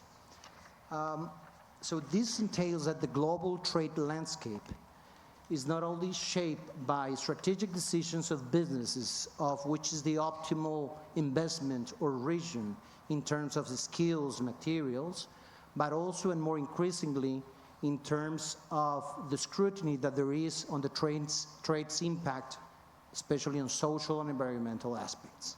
And even more recently, we have seen this scrutiny increase in terms of security concerns that have resulted in the proposition of new strategies of organizing global value chains, which concepts of friendshoring, reshoring, nearshoring, and even decoupling. So regardless of whether these actual strategies have been implemented or will be implemented, I think what this clearly signals is that there's a critical reevaluation of economic integration that considers the diverging values and principles between economies. So where does sustainability fit into this? In global value chains, sustainability has bring concerns about risk, social and environmental risks. Over the past 2 decades, this has resulted in the production, let's say, of regulations, standards, agreements that all compose a nice, and maybe using the trade jargon, a new spaghetti bowl of different standards and regulations. And this has created opportunities, but also new challenges for businesses. From my perspective of multinational enterprises, as Liz will address, we see that there are actors that are important to shift the behavior of global value chains, but they're also standard-setting actors and subject to standards made by regulations. They're the easy target of regulations in terms of sustainability and global value chains. On the other side, we have SMEs, which are an important driver of the economies around the world, but they are a little bit underrepresented in international trade, due partly to the constraints that we just heard in panel 1, financial, capacity building, training, access to technology. And these new standards and regulations and scrutiny are creating new complex demands over SMEs. This is the context that we want to try this discussion, and I just want to remind you a little bit of the context in which we are here now. We're talking to the G20. We are the B20 and T20 and many other letters in the alphabet, 20. And the G20 represents over 75% of global trade. This means that our interlocutor, if they decide to collaborate and implement measures, they have the capacity to reshift the structures of global value chains and trends. The Trade and Investment Working Group of the G20 has addressed global value chains and trade issues and sustainability issues in the previous years, and they have addressed it from a perspective from least developing countries and how to improve global value chains, also addressing discussions about inclusion, resilience, and sustainability. So with this context, I would like to start with Lisa, and maybe to try to focus a little bit on the environmental risks that there's always on global value chains and circularity. So as a leading company in a global value chain, how do you see circularity being driven by Dow and in your global value chain, and how do you see trade enabling this trend and this shift of the global value chains?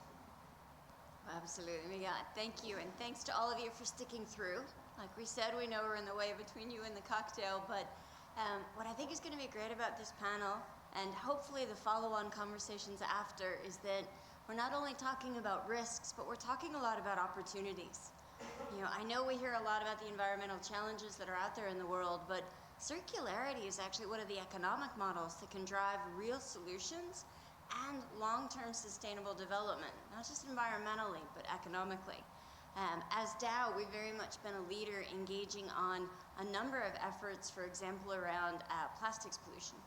You may be aware the UN is negotiating the Global Plastics Treaty, the WTO has been very active in this space, Basel Convention, so many organizations, but there's a great opportunity to bring those discussions together to work in concert.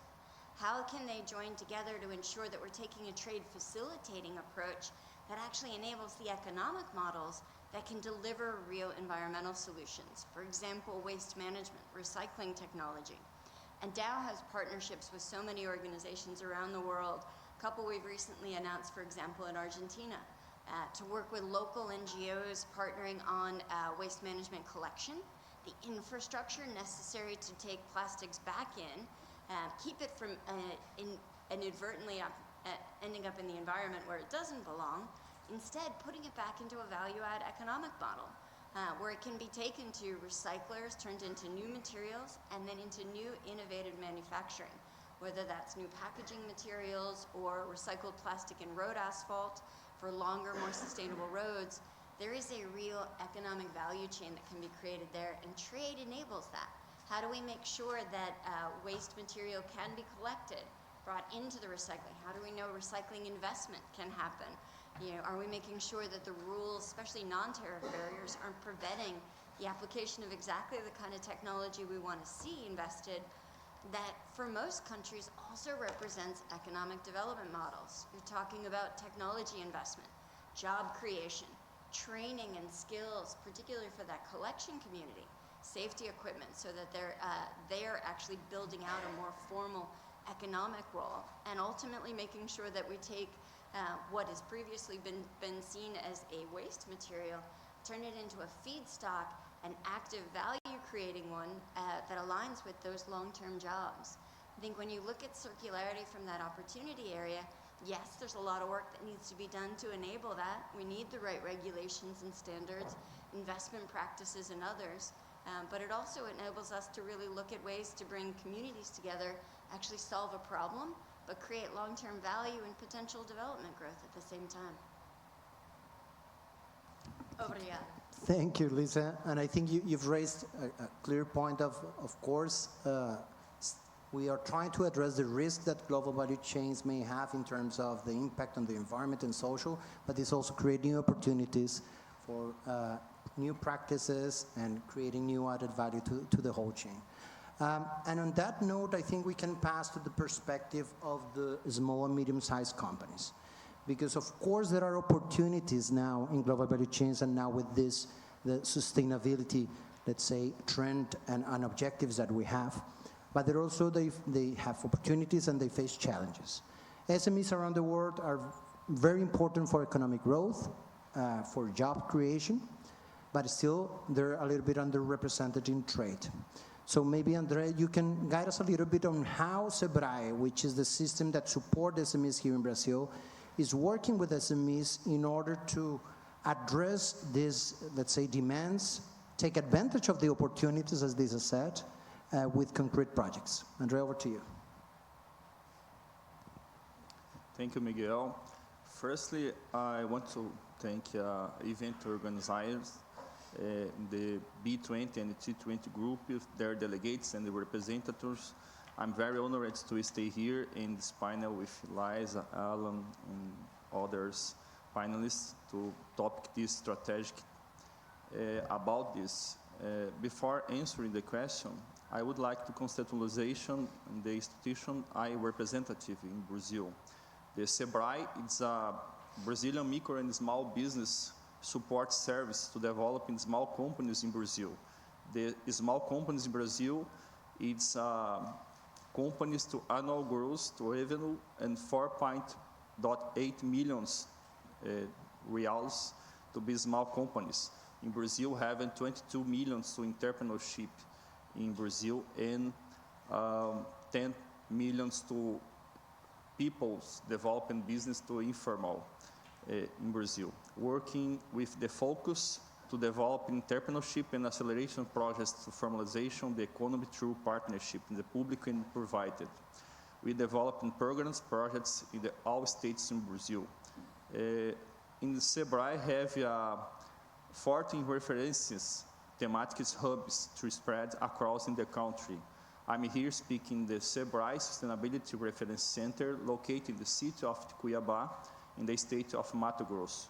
The small companies as fundamentally too important to Brazil, the economy, playing several essential roles because it employs generations, economic diversification, regional development, innovation and the competitiveness, community support, social and inclusion, flexibility and resilience, human capital training. Relevancy to statistics to Brazil, the small companies to represent a third person to the gross domestic products, GDP, and numbers of the companies is 98% to small companies in Brazil, or all total the companies in Brazil. Jobs generation is responsible to 700% to the jobs created in the country.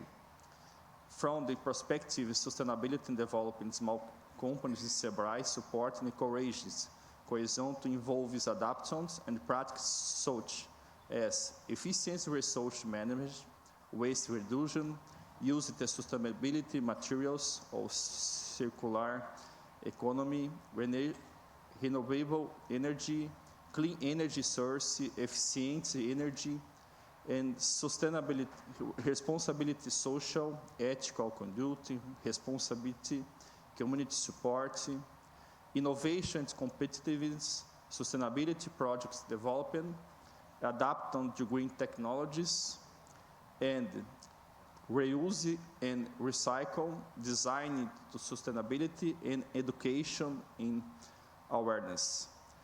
In Center of Sustainability in Mato Grosso have 30 years along ago to initiate this practice. In Mato Grosso, you have the visiting 100,000 to the visit the peoples in the center. You are ready to receive 400 to visit another countries, peoples in the center, and we have produced more than 600 contents, knowledge and carrots, and more than 206 training courses. In Brazil, it's very important to small companies because to developments in local and territories, the cities, for the cost reduction to small companies, imaging and improving innovation and resilience. This solution to SEBRAE and Sustainability Center, we have efforts to export and financial, access of financial resources, market knowledge or market research, culture adaptations, regulation and compliance, legal regulatory requirements, traffic and non-traffic barrier, logistics and supply chain management or transport cost, operation to capacity, scalability, market and branding building, the local competition, and social support to network. The overcome challenge strategic is efforts to planning, research, local partnership, or institutional support, in the case in SEBRAE or PEX Brazil, training to exportation, but this challenge highlights the need for strategic and real planning approach to internationalization. Ensure that small business can compete efficiently in global markets. We have positive data on the internationalization of Brazilian small companies.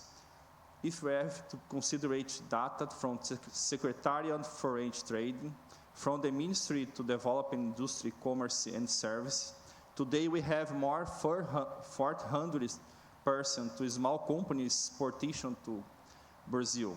Totally, a little over 11,040 companies, an increase of 67% compared to that from 2008.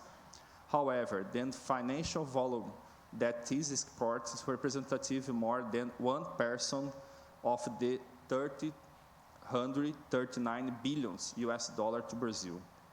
Answering the question, the small business companies are involved in exportation markets at two levels: indirect export, adapting to international processes and criteria to development of productions or services to international markets, or when they operate with the chain of large companies that export, and therefore need to follow criteria requirements to the company that entry and chain meets. In both modalities, small companies are faced with complex levels of requirements, which many requirements, support and implement, or end up being exclusive for this market's context, losing opportunities. Also considering the perspective to inserting small companies into the value chain, we have implemented the Corporate Connections programs. The programs represent the consolidation of almost 30 years of the institution's activities in the favor of the competitiveness and small business. Thus, as promote the competitive insertion of the improvement and the performance small business to sustainability way in the value chains in the large companies through comparative and mutually attractive relationship. The level of the connections corporations is a large companies which bring together small companies to protection chain. This way, the large companies functions the actor of the project's actions, while small business being to target the various actions and in the end the programs. Thus, this project representatively set initiatives that depends the need of the large companies, the value chains. The three following dimensions: performance, differentiations, and projections, and three pillars of the projects: competitiveness, sustainability, and innovation. In total, more than 137,000 entrepreneurships were supported, have already been impacted in SEBRAE Corporations Connections programs, with generations 10 billion reals in purchase from this entrepreneurship. One example to projects: Aurora is a big company in Brazil for the food, have a more 10,000 families and 4,000 direct employees, in additional and 10,000 employees and 5,000 families to rural entrepreneurships for 11 cooperatives that in the part of the system. Aurora conquered in Brazil and global markets, bring excellent food from the field to the consumer table. The Aurora have staying present more than 800 countries in more to develop in your internationalization for 2 decades in the partnership to SEBRAE. In these programs, the projects to connections corporates developing which 35 family rural productions, and the objective to develop and improve small companies integrated to value chains. The results, the projects for the big company, Aurora, is a internationalization chain, improving the products delivered, opening a new markets, and for practice companies, the small companies, increase your competitiveness index in small business, increases our performance to small business, reduction the mortality, improve feed conversion, improve feed conversion, improve the quality of the milk production, maintenance the families and properties to new generations, increase business value, increasing productions for the performance in the business, change the mindset about the business, in developing ESG in all the your ecosystems. Over the last 10 years, these projects, the Aurora presence in the international markets grew more 700% in the last years, with the 35% to produce your value and to foreign markets. Note that example involves indirect export to small business through to the large companies. These numbers in direct exportations does not appear of the statistics, but it's something to depend the internationalization studies of the academy, but also for institutions to promote regulation to internationalization market that are adaptive for resilience and facilitate through the large companies with both together. This model is valid to replicate in not other countries, and we have a development for dialogue about this. Thank you. Thank you, Andre. And I think you brought 2 cases which a little bit connects with what Lisa mentioned, that is how we can take challenges, turn them into opportunities with programs that make interventions in the actors that faces those challenges. And these programs integrate the power and the capacity of shifting that multinational enterprises and leader companies within global value chains have with SMEs to create these sort of opportunities. Just wanted to highlight the 3 aspects again, what you mentioned in the Aurora case, that For Aurora, which is the leading company there, it increased the integration to international markets, improved the product delivery, and created new markets for them. And for the SMEs involved in that program, you improved competitiveness, productivity, and the quality of the products while integrating them to this international value chain. So it's a clear example of how concrete and practical interventions addressing the challenges that SMEs have with partnership of the leading entities within a value chain can take advantage of what this was mentioned, the opportunities that there is in the sustainability and trade aspects. On that note, I'm going to skip you. I had planned for you first, but I think it relates more to Alan's topic. Yeah? It's a surprise ball there, but not so much. Let's see. We have seen how actors within a value chain can act, can partner in order to comply with those sustainability standards. And there are tools that also help us to do that, to be more close to the value chain, understand more the value chains, to improve sustainability and resilience, I may say. So how do you see that risk-based due diligence can contribute to those goals within global value chains? Thanks very much, Miguel. I'm relieved to not be the very last person standing between you guys and cocktails, but we'll manage. So I'll try to be concise in answering your question and hopefully earn that caipirinha that you also spoke about. So thank you very much to the B20 and the T20 for, first of all, having this conversation and also for giving me the opportunity to speak on behalf of the OECD on responsible business conduct. I'm head of the OECD Center for Responsible Business Conduct, so I'm responsible for supporting countries and companies implementing our standards in that area. The OECD's work on this topic really is based on the premise that I think we've also heard about this earlier today and in this panel, that we really cannot achieve sustainable and resilient economies without also having sustainable and resilient businesses. So responsible business conduct and the concept of risk-based due diligence, which I will get back to, is very much about stimulating that conversation in the value chain, that cooperation in the value chain, on moving these processes forward, whether we're talking about social outcomes related to labor, human rights, community issues, or whether we are talking about environmental issues, circular economy, etc., or governance issues related to integrity. So we're talking about the whole ESG spectrum here. I'm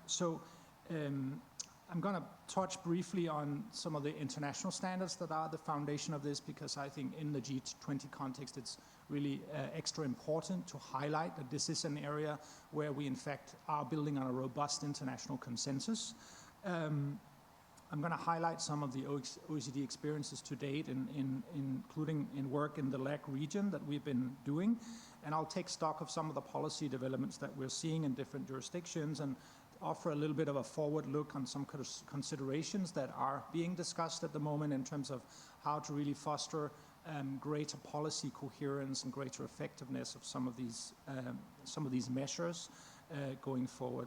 Since 2019, we've had, as the OECD, a dedicated project to promote capacity building and awareness among businesses in the Latin America, Caribbean region on responsible business conduct, covering 9 countries, including Brazil. And this is a joint project that we undertake with the ILO and with the Office of the UN Office of the Human Rights Commissioner. So it's really a joint IO project, and we're currently embarking on the next 4-year phase of that.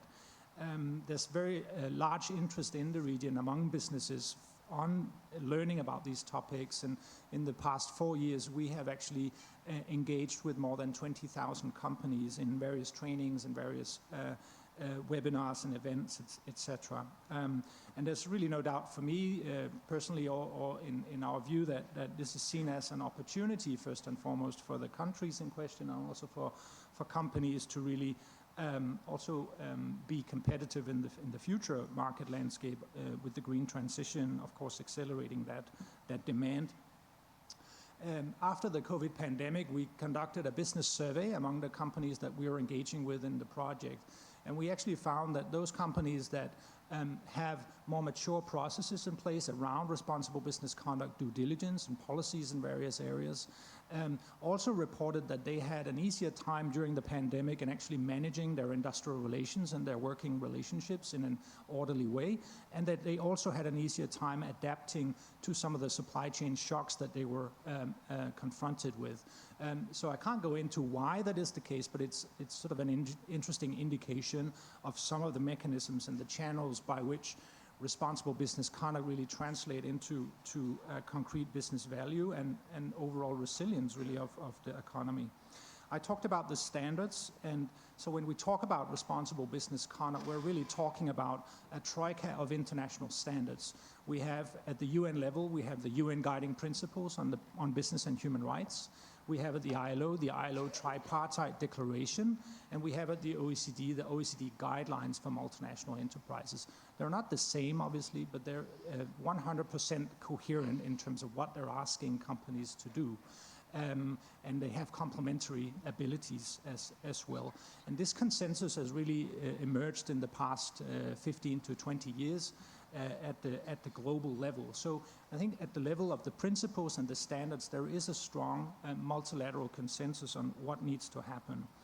And I'm coming back now to the concept of risk-based due diligence, which is really the common denominator across these three international standards. And there's sometimes confusion as to what that means and what it doesn't mean for businesses to conduct responsible business conduct due diligence. So, and that's important to our policy discussion as well. So let me sum it up by maybe talking about three key characteristics.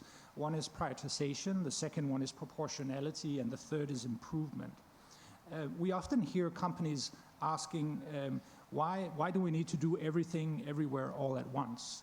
And actually, if you look into these standards that were agreed at the international level, they were actually carefully designed to avoid that kind of overload. So companies are very much encouraged to actually focus their efforts on where they have the most significant impacts on social issues, social factors, or environmental factors, or business integrity factors.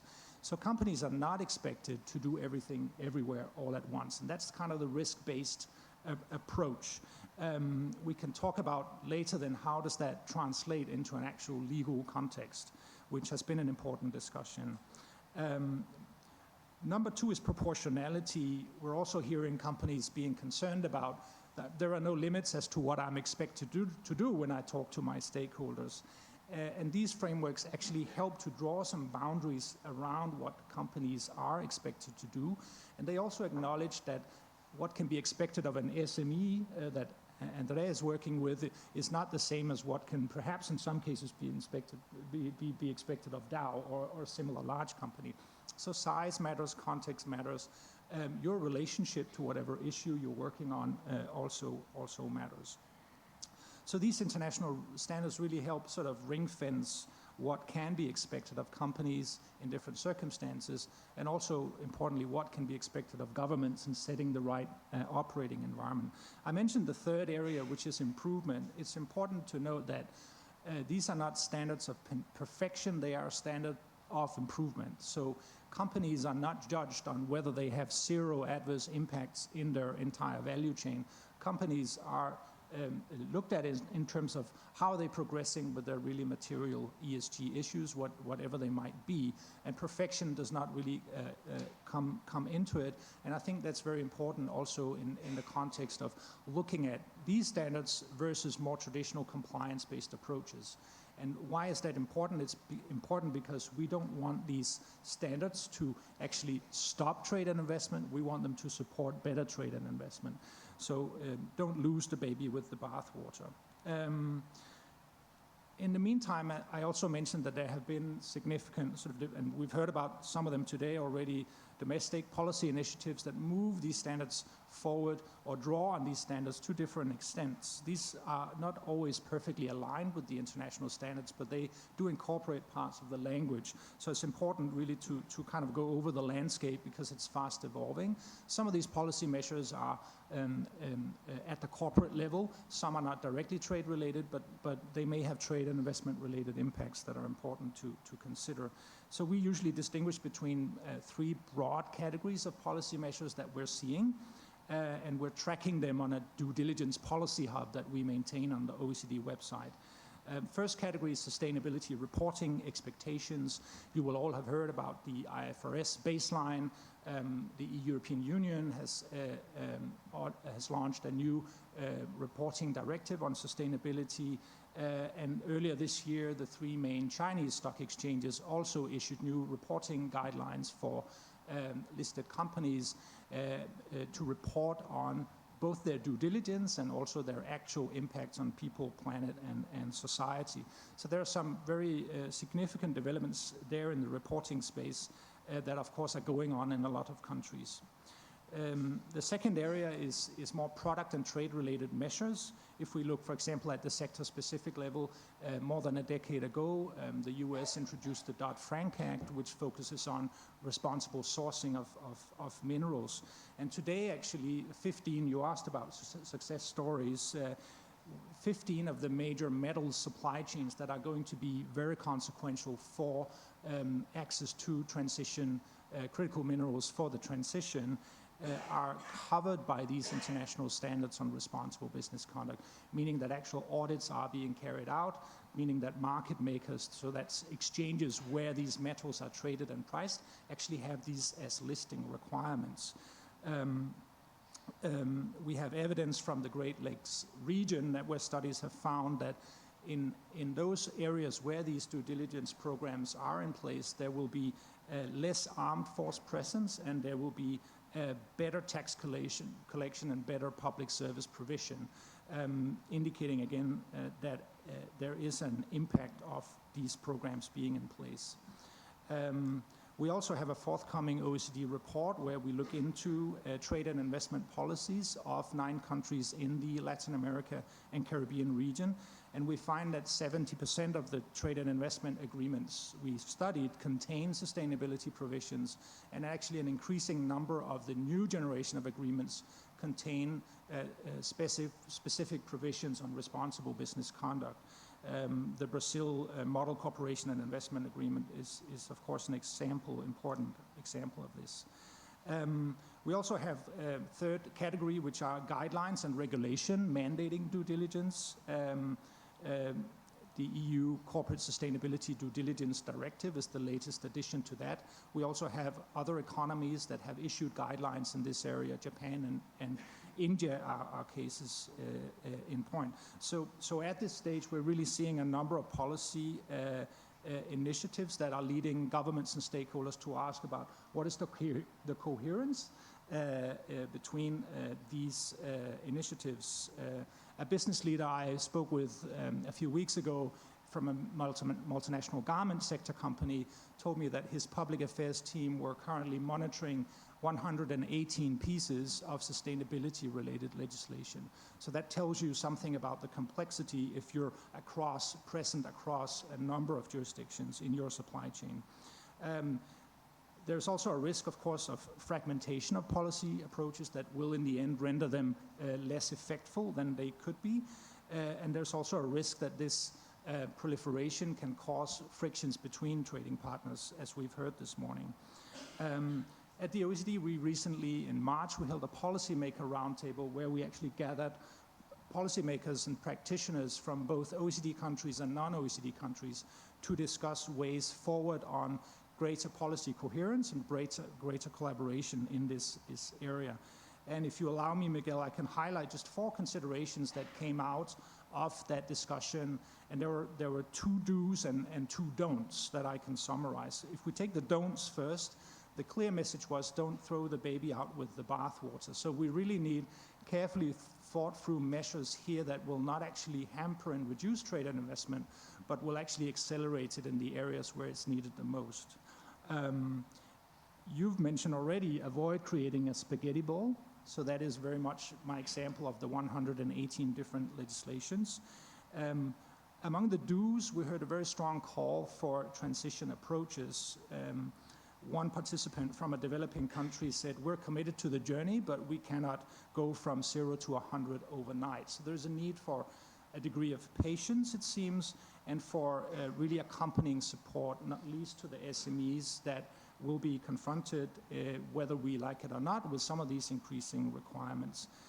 And secondly, encourage credible collective action.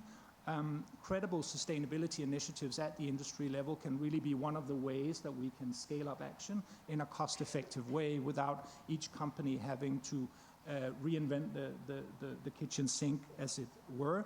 We just published a study of use of certification schemes and sustainability initiatives by companies in the agri-sector and the mineral sector in the LAC region, and 70% of companies actually answered that they make use of these collective initiatives, which is a positive and something to build on. So taking all of these developments into account, the OECD is currently establishing what we're calling an inclusive platform for due diligence policy cooperation. So this will be a platform where both OECD and non-OECD governments can come together, informed by practitioner input from businesses and stakeholders, to discuss how do we move from more sort of isolated unilateral action to something more coordinated and collaborative, where we can exchange information on best practices that have worked based on actual evidence, moving towards also in some cases perhaps even mutual recognition and recognition of equivalence between different policy measures. So the OECD is very happy, of course, to engage with the B20 and T20 on these issues going forward, Miguel. Thank you. Thank you very much, Alan. You have a tough cookie, because we were talking about a great amount of standards, regulations, and this is sort of other standards and regulations that are there. But I think that, I don't know, in Brazil, every time we hear, because of recent regulatory developments, the word due diligence, we get a little bit of the chills. But maybe, as we mentioned in lunch, it's something that is coined to frame tools that are not actually what responsible business conduct. So I think, just to that note, to summarize that, with the concepts of priority, proportionate, and improvement, I think we're talking about no boundaries, risk-based, and actually standards that create improvements within the value chains. And with the don'ts, I think I would highlight about creating that spaghetti ball, using measures that actually accelerate the coming to those objectives, and the different transition approaches, which is something that probably in a G20 context and also in the B20 we've heard about, considering the different levels of development and conditions that each country has in order to attain those goals. And also to highlight that isolate unilateral measures and the importance of collective actions and collective constructions, harmonization that could increase the incentives for us to achieve those goals quicker. So thank you for that, Alan. And now we move to Anna, that I jumped a little bit the order, but I think it's a nice wrap-up. We're in Brazil, so we need to talk a little bit about Brazil. But this is something that really may relate to other economies here in the G20, and bear with us, delegates. I think you will find something here that you can share and you feel that you're in the same position, which is that we talk a lot about the twin transitions and the green transition and trade, and not missing this opportunity.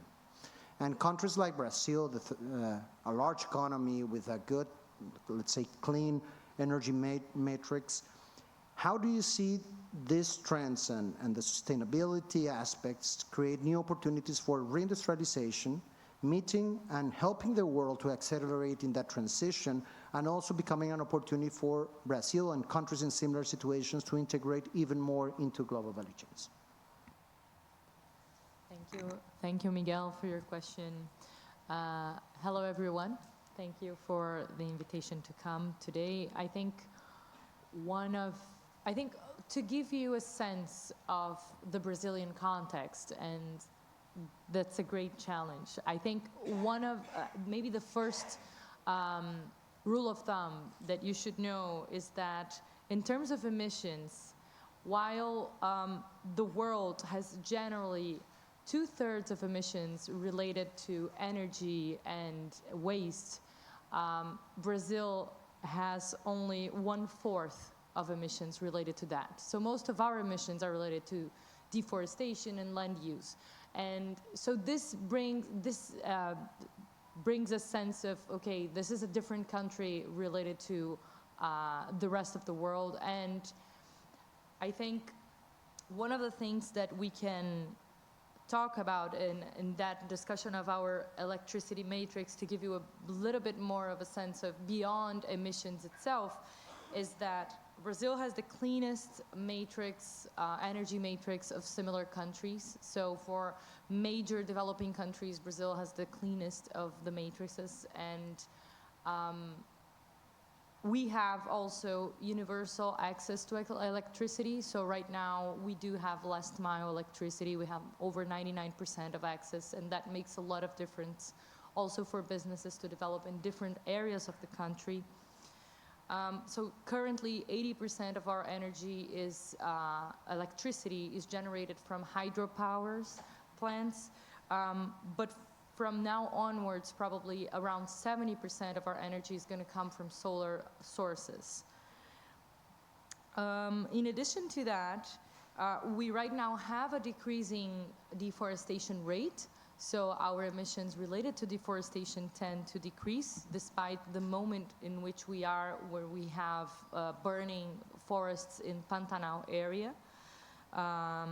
We also have another aspect that is very relevant for the energy discussion, but we don't necessarily think of it together every single time we talk about energy, which is land availability.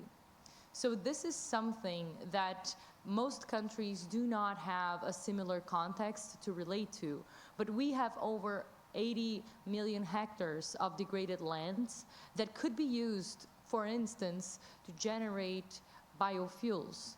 So fuels and also solar panels installations could be placed in areas which are already degraded, which we have also, unfortunately, plenty, but it ends up becoming a sort of an opportunity as well.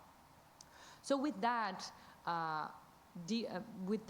level of emission that is so different, that characteristic of emission that is so different, we have a context in which Brazilian industrial production has a very, very low emission, especially for scope 2 emissions. So whenever it comes to grid use of energy, we are among the lowest in the world.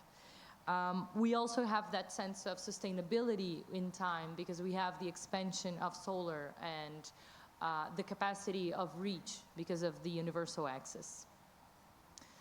So this is the context for energy. Now we have the context for trade.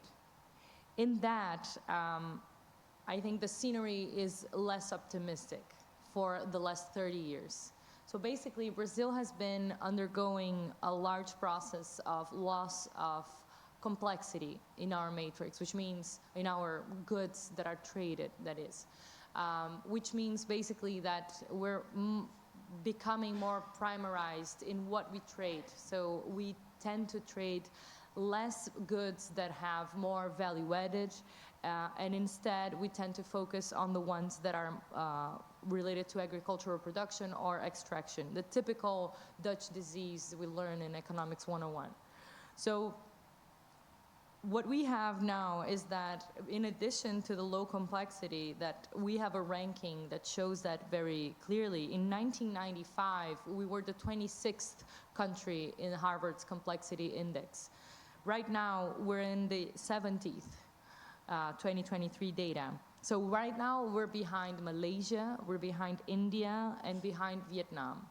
So we do have a true challenge of growing our capacity to produce industrial goods, to produce goods that are higher in the value chain. So stop exporting alumina and start exporting aluminum. And so get closer to the end of the value chain and not closer to the beginning of it, which is now the case. As you see, right now, our key traded goods got concentrated in less complex ones.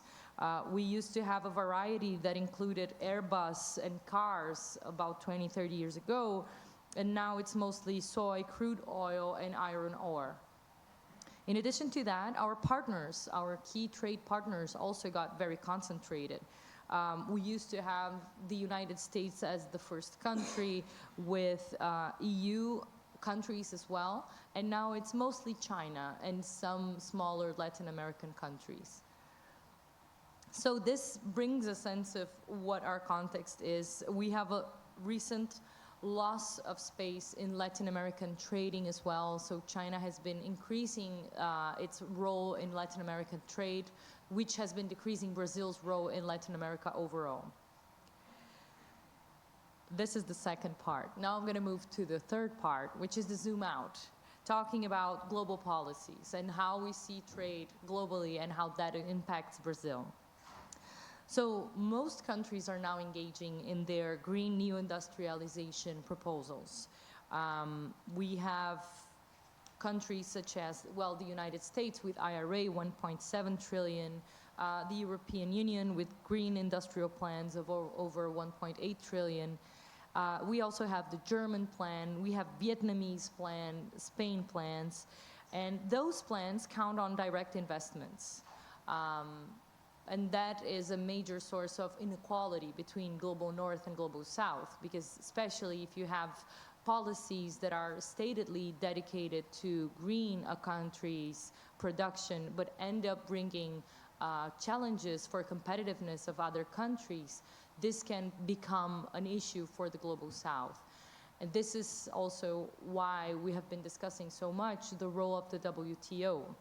What does it mean when we have welcome policies such as supporting the production of sustainable aviation fuels, but that only applies for local fuels produced and not international ones.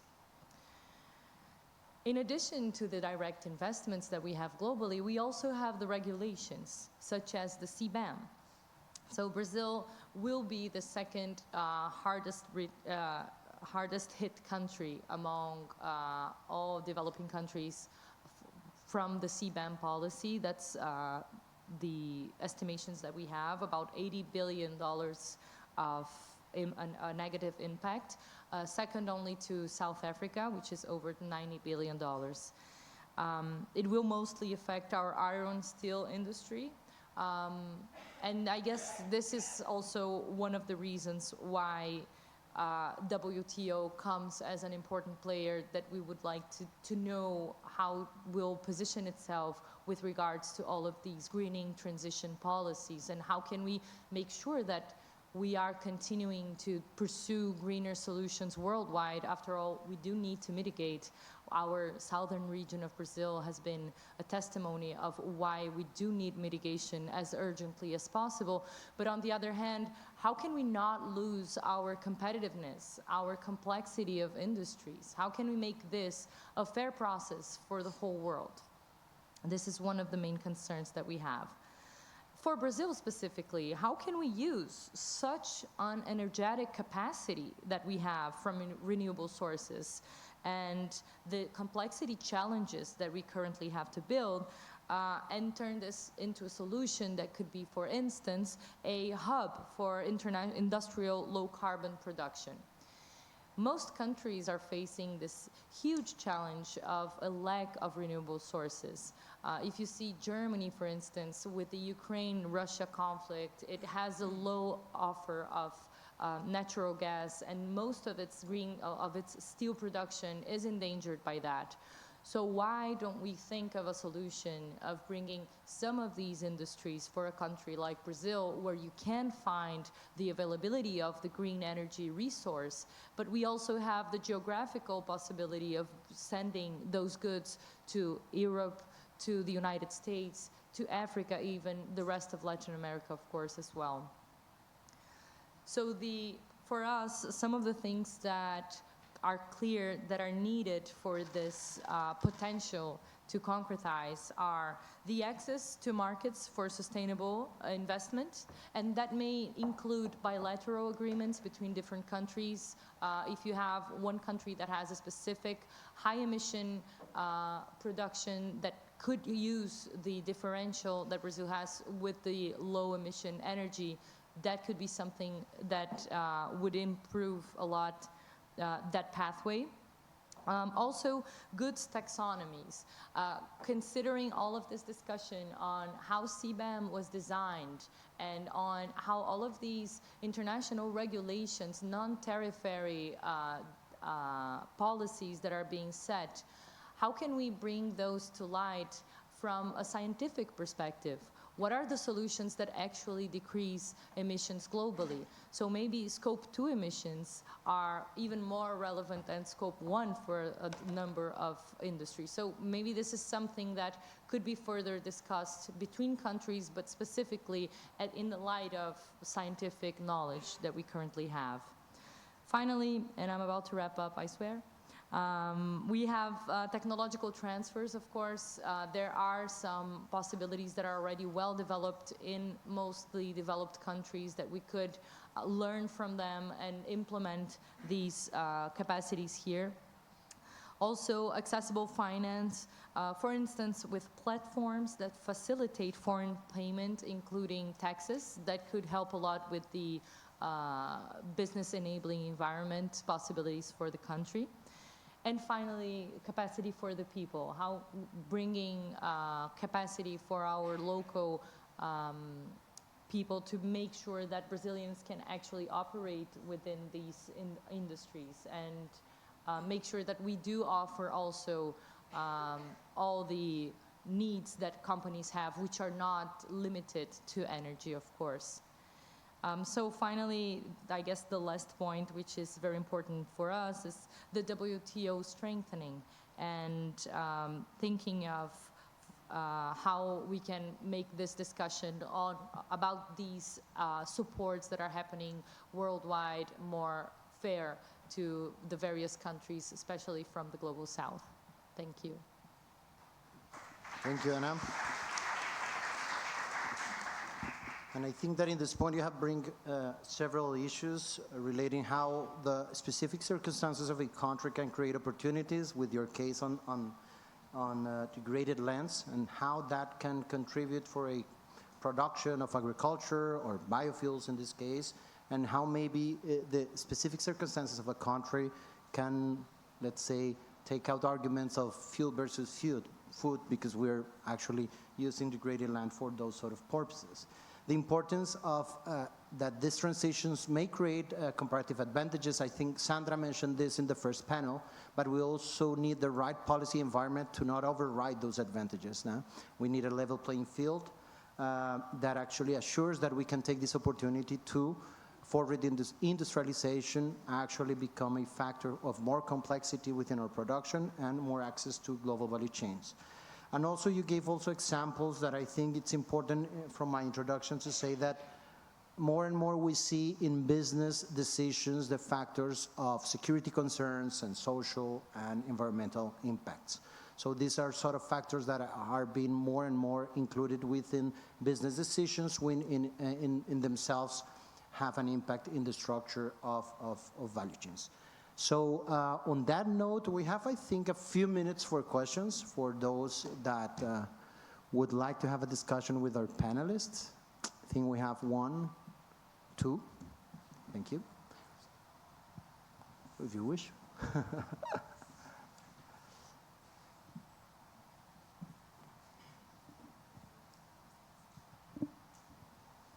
Hello, thank you for the panel. It was great. My question would be for Lisa.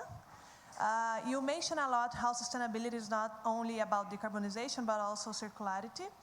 And I know it's an effort that should involve government, but also companies and society in general. What would be priority number 1 for governments to unlock opportunities in circular economy? Think especially on multilateral or plurilateral forums like G20.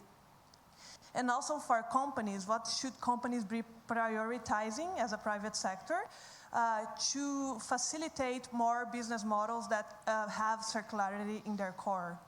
Thank you. It's a great question.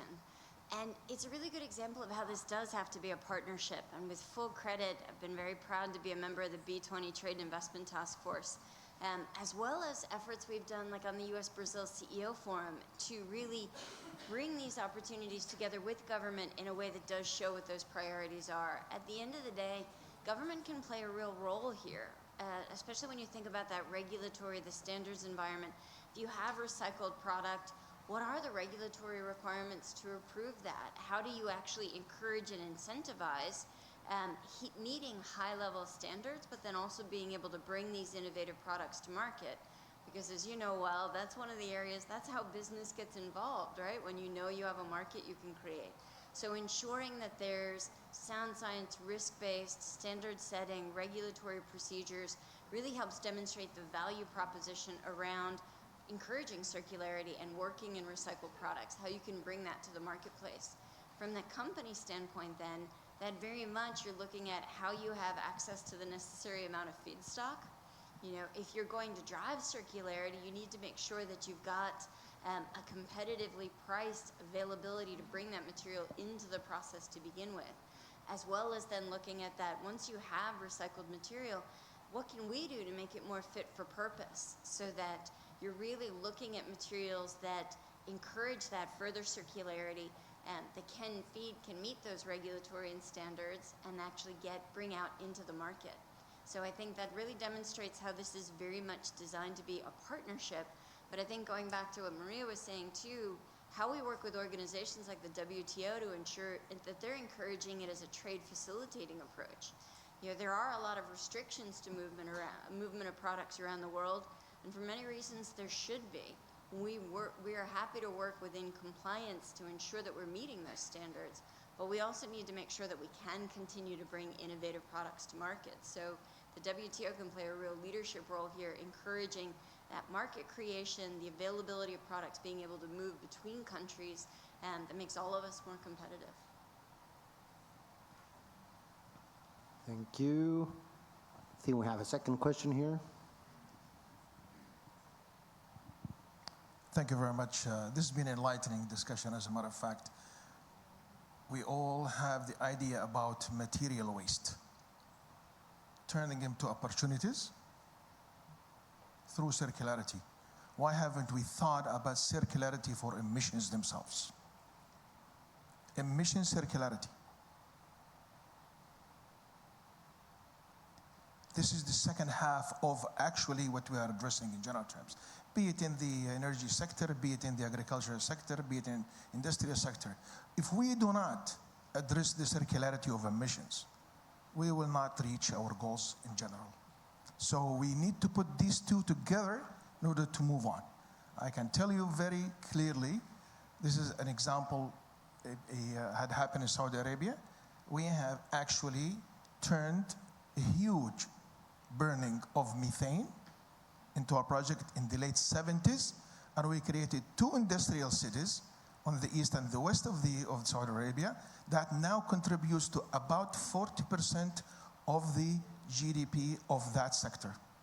So opportunities is the key word, and circularity, both materials and emissions, need to be considered as we go along in any matter, be it in multinational enterprises that actually uses SMEs, and then looking at what the optional frameworks need to be worked out with the policy space for different countries, and then you actually address, like in Brazil, you have a different configuration of how the economy will be.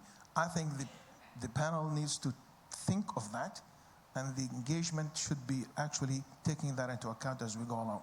From our perspective, these are 2 sides of the same coin. So waste management, which is material, but then you have emissions management as you go along and you do it together.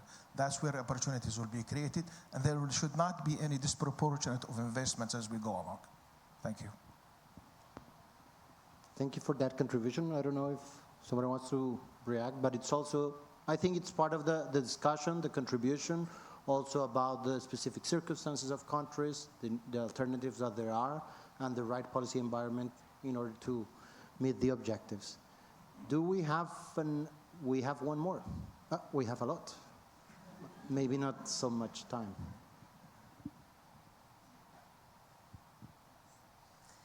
My question is specifically for Ana. When we think about a country such as Brazil or other countries that have a lot of forests and this large asset that can actually help with the carbon part and with the emissions part, what is your view on how we can leverage payment for ecosystem services and other things that can help producers and landowners to actually keep the forests and help with the emission problem that we have. Thank you. Yeah, that's a great question. I think we, as a humanity, we haven't been able yet to tackle the issue of having a proportional value to the standing forest. We're still trying to find mechanisms within capitalism that we can articulate to try to precify what it means to have a tree. So we have the REDD plus credits, carbon credits, we have the payment for ecosystem services. But yeah, it seems to me that personally, I'm not very optimistic about how we have been able to precify it until today. It just seems like it should be higher priced than it is nowadays. On the other hand, there are interesting initiatives happening right now. For Brazil, the carbon markets have a huge challenge, which is how our land is not so organized. We do have an issue on the registration of the lands, and this has been already showing in our first projects for voluntary carbon markets. But we do have a new project that is being developed by the Ministry of Environment, MEMA, which is the concessions, forest concessions project. They just approved a decree in which the idea behind it is that we already have a default situation in which most public lands, forest public lands, are probably going to be deforested soon. So what if we bring them into a setting of private concession so that we have private land borrowers for a period of time in which they can manage that piece of land? That means doing sustainable logging. It may also mean doing bioeconomy investments, much more interesting, or even investments in ecotourism, for instance. So these, I think, this new perspective of the forest concession may bring a light on possible ways of precifying our standing forest that may be more effective than, for instance, the carbon markets. With the payment for ecosystem services, I don't have a strong opinion about them. It just seems like maybe we are trying to bring a logic of payment for communities that may not be so used to that kind of capitalistic system. So payment for ecosystem services can work well in different settings. There's already hard evidence on that. But I guess it depends a little bit on the context. So it would be interesting to look at them with a more specific approach. Thank you, Ana. And I think, you want to add? Great. Miguel, if you allow me make a contribution, we card to the economy circular. We card the national the service in Brazil, the circular economy to small companies, and then more 4,000 companies in Brazil to interview. And payment to service economic considerate the low carbon economic transitions and they contribute to a small business maintenance the forest. We support the creation first standard national to payment methodology to ecosystem service considerates the 27 environmental services, being the first biodiversity asset traded in the B3, the Brazilian Stock Exchange, is for example. Thank you, Andre. And I think we have no more time for questions. I wanted to do a quick round here of last messages for the G20 delegates as they're moving towards negotiation, but I think we can leave them for the cocktail so we don't keep on delaying that. Thank you very much, panelists, for your contributions. I think we met the objective of keeping everybody awake and giving some food for thought in your negotiations. As I promised, now we're going to disclose the secret of what is the best caipirinha that you can find. Unfortunately, it's the one of my father-in-law makes in Brasilia. So if you happen to be in October with your ministers in Brasilia, give me a call and we'll invite you with my father-in-law to a nice caipirinha. Thank you very much. Thank you, Mr. Miguel Castro, for coordination. We'd like to thank all the panelists. Mr. Miguel Castro, before the caipirinha, please, let's have an official photo.